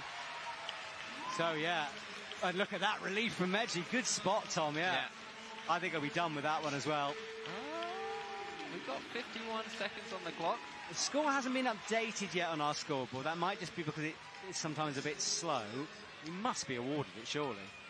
It looked like he used it enough to me. Yeah, me too, but he did sort of... Yeah, maybe he didn't then. He had his hand on it, and then he fell after. Whether he needed to move a foot whilst he was in that position. Interesting. Yeah, it looks like he's frustrated and he's rushing a little bit now. Yeah, I mean, look, the judges have a very difficult job, and it's very easy to sit in the commentary box and call it. You know, we have to call from what we see. Yeah. So who knows? And of course, appeals might come through. But yeah, to me, he had a hand on it and moved, but maybe not. See, look, surely he's brought the leg down. That's got to be a zone. Yeah. To me, that is. Yeah, and I think he has been awarded it now. So he'll leave the stage. We'll wait for that score to be updated. But yeah, that should bump him into 7th place, I think. Yeah. Maths is not my strong point. Oh, there's a reason why I'm a climber. Don't you worry. Dyslexia is rampant in the commentary box here. Yeah, How did you know? Well, you can't count. I can't count. I'm dyslexic. I presume it's the same thing. Also can't spell and, you know, well, many things. Well, yes, he was. I'll give him that. So I think I've done that last attempt. 34.2 given him. I can see why a judge might not have given it, because if your foot is coming up, are you falling off or are you in control? You know, it is 50-50 there. Yeah, in the kind of grey area. But yeah, second time. Yeah. Clearly appeased the judge. Dohyun Lee finds the left foot.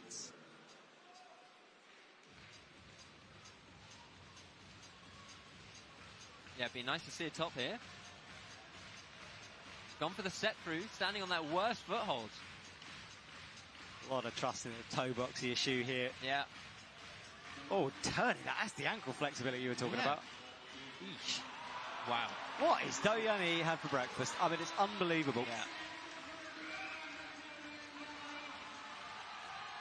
And he's on such bad feet right now. Yeah, this foothold is terrible. And then now you have this kind of blind search. And he's missing it now. Yeah. Just on. I really want to see a top of this boulder. Me too. And, you know, everyone out here today, he's the man to do it. Yeah. On form right now is Dohyun Lee. That is all he's standing on, though. Very bad. Oh, a big adjustment on it. Yeah.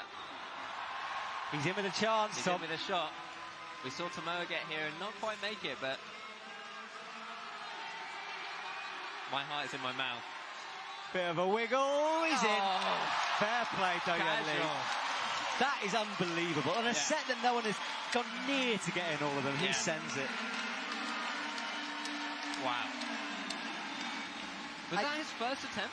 No. Yeah, I think it was no. Oh, he's on 90. He's on 99.8. He only fell twice.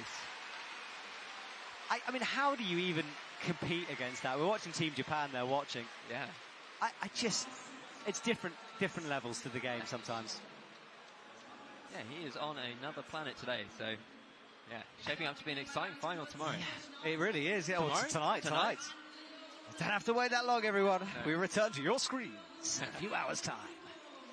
No, it's going to be a great one. And Dohyun Lee will, of course, sort of have a circle around him now as a favourite.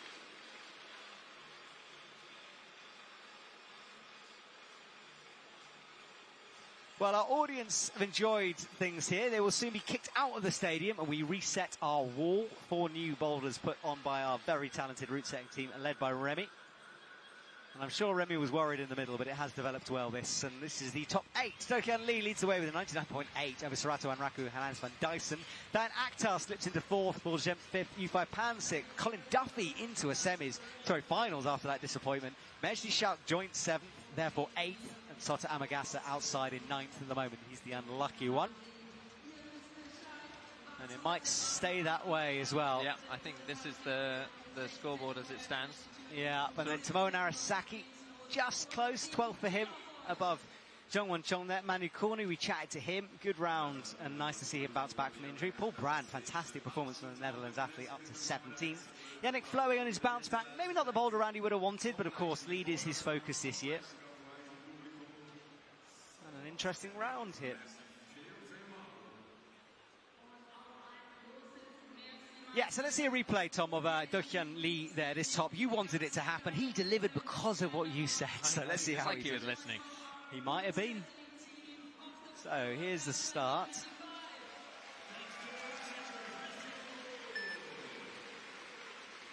Stepping out here. He just has so much more confidence than anyone else I've seen on his feet. Yep. Getting his upper body really close to the wall.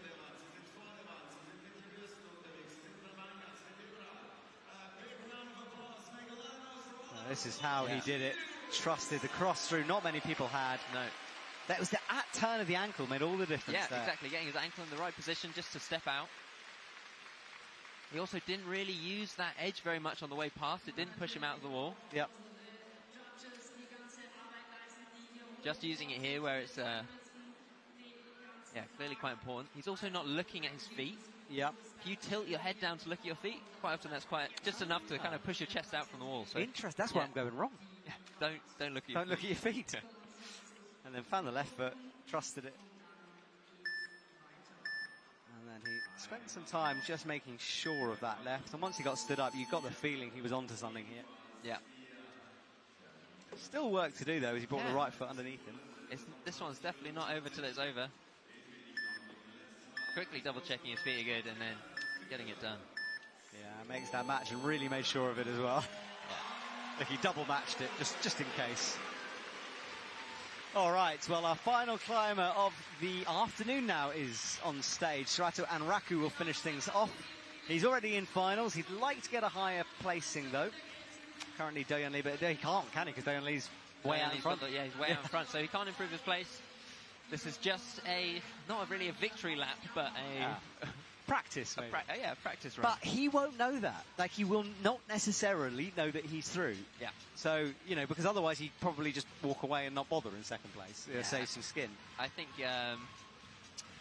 they just want to top all the boulders, don't they, sometimes? Yeah, exactly. You're trying to tell a climber not to climb is a bit counterintuitive. Exactly. Not going to work that time, though. Yeah, but just slipping that.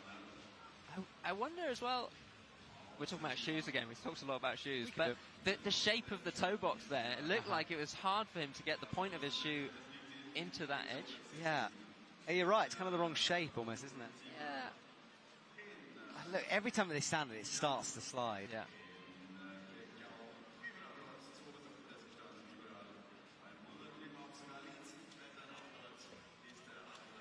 No, not quite. Yeah. Yeah, I wonder how much knowing potentially you're through to finals plays into, the want to do the boulder. True. I'm sure he wants to do the boulder, but But I mean, potentially without the pressure. Yes, I mean, I think he'll, even though he won't know, I think he'll be aware that two tops zone, he will have heard athletes talk about how hard it is. I think he'll have an idea. A little nod maybe from a coach. Yeah, exactly. Yeah. Of course, no communication allowed. Oh, yeah. Yeah, obviously absolutely. Not. Obviously not. So, Serato starts to bump left, drops down with the right foot. This is better from him. Wow, look at that control. Trusts the right foot like no one else has done. That should be zone, I think, if he can maybe just demonstrate a bit more movement. See, he thinks he's got that. Having seen some of the decisions on the zone, I don't know. Yeah. He didn't really move a lot. Yeah. But he clearly was in control. He did control it. Yeah. I guess they're there. Not on our scores yet, anyway, on our scoreboard on the screen. However, it can be a little bit laggy, so I'm just going to have a little look and see, 'cause it could make a difference. Yeah, that's the way. Yeah, he has been awarded that. It's just our scoreboard's a bit slow. Yeah. So that's might be the best Serato can do from this, but if he can get a top, he'll be up into the 70s, I think. How can I not add 25 to 60? I don't know. Terrible. Right, the left foot slides around as we expect. The right foot, oh wow, look at the trust. And this is what amazed me last time. He fully weighted that right foot, found the left, plants that down. Yeah. Stands up. Nope. Yeah, so he still hasn't been awarded the zone, at least on the scoreboard. Yeah.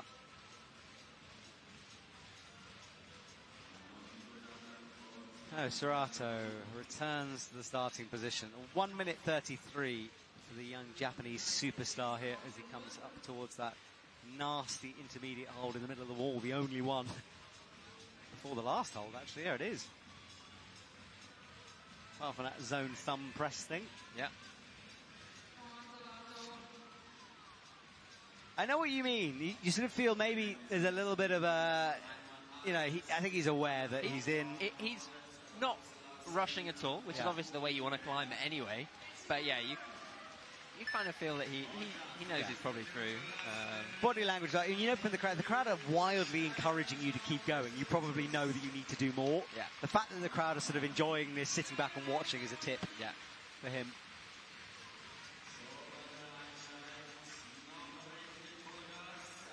So, starting position for Serato here. Finds the left foot.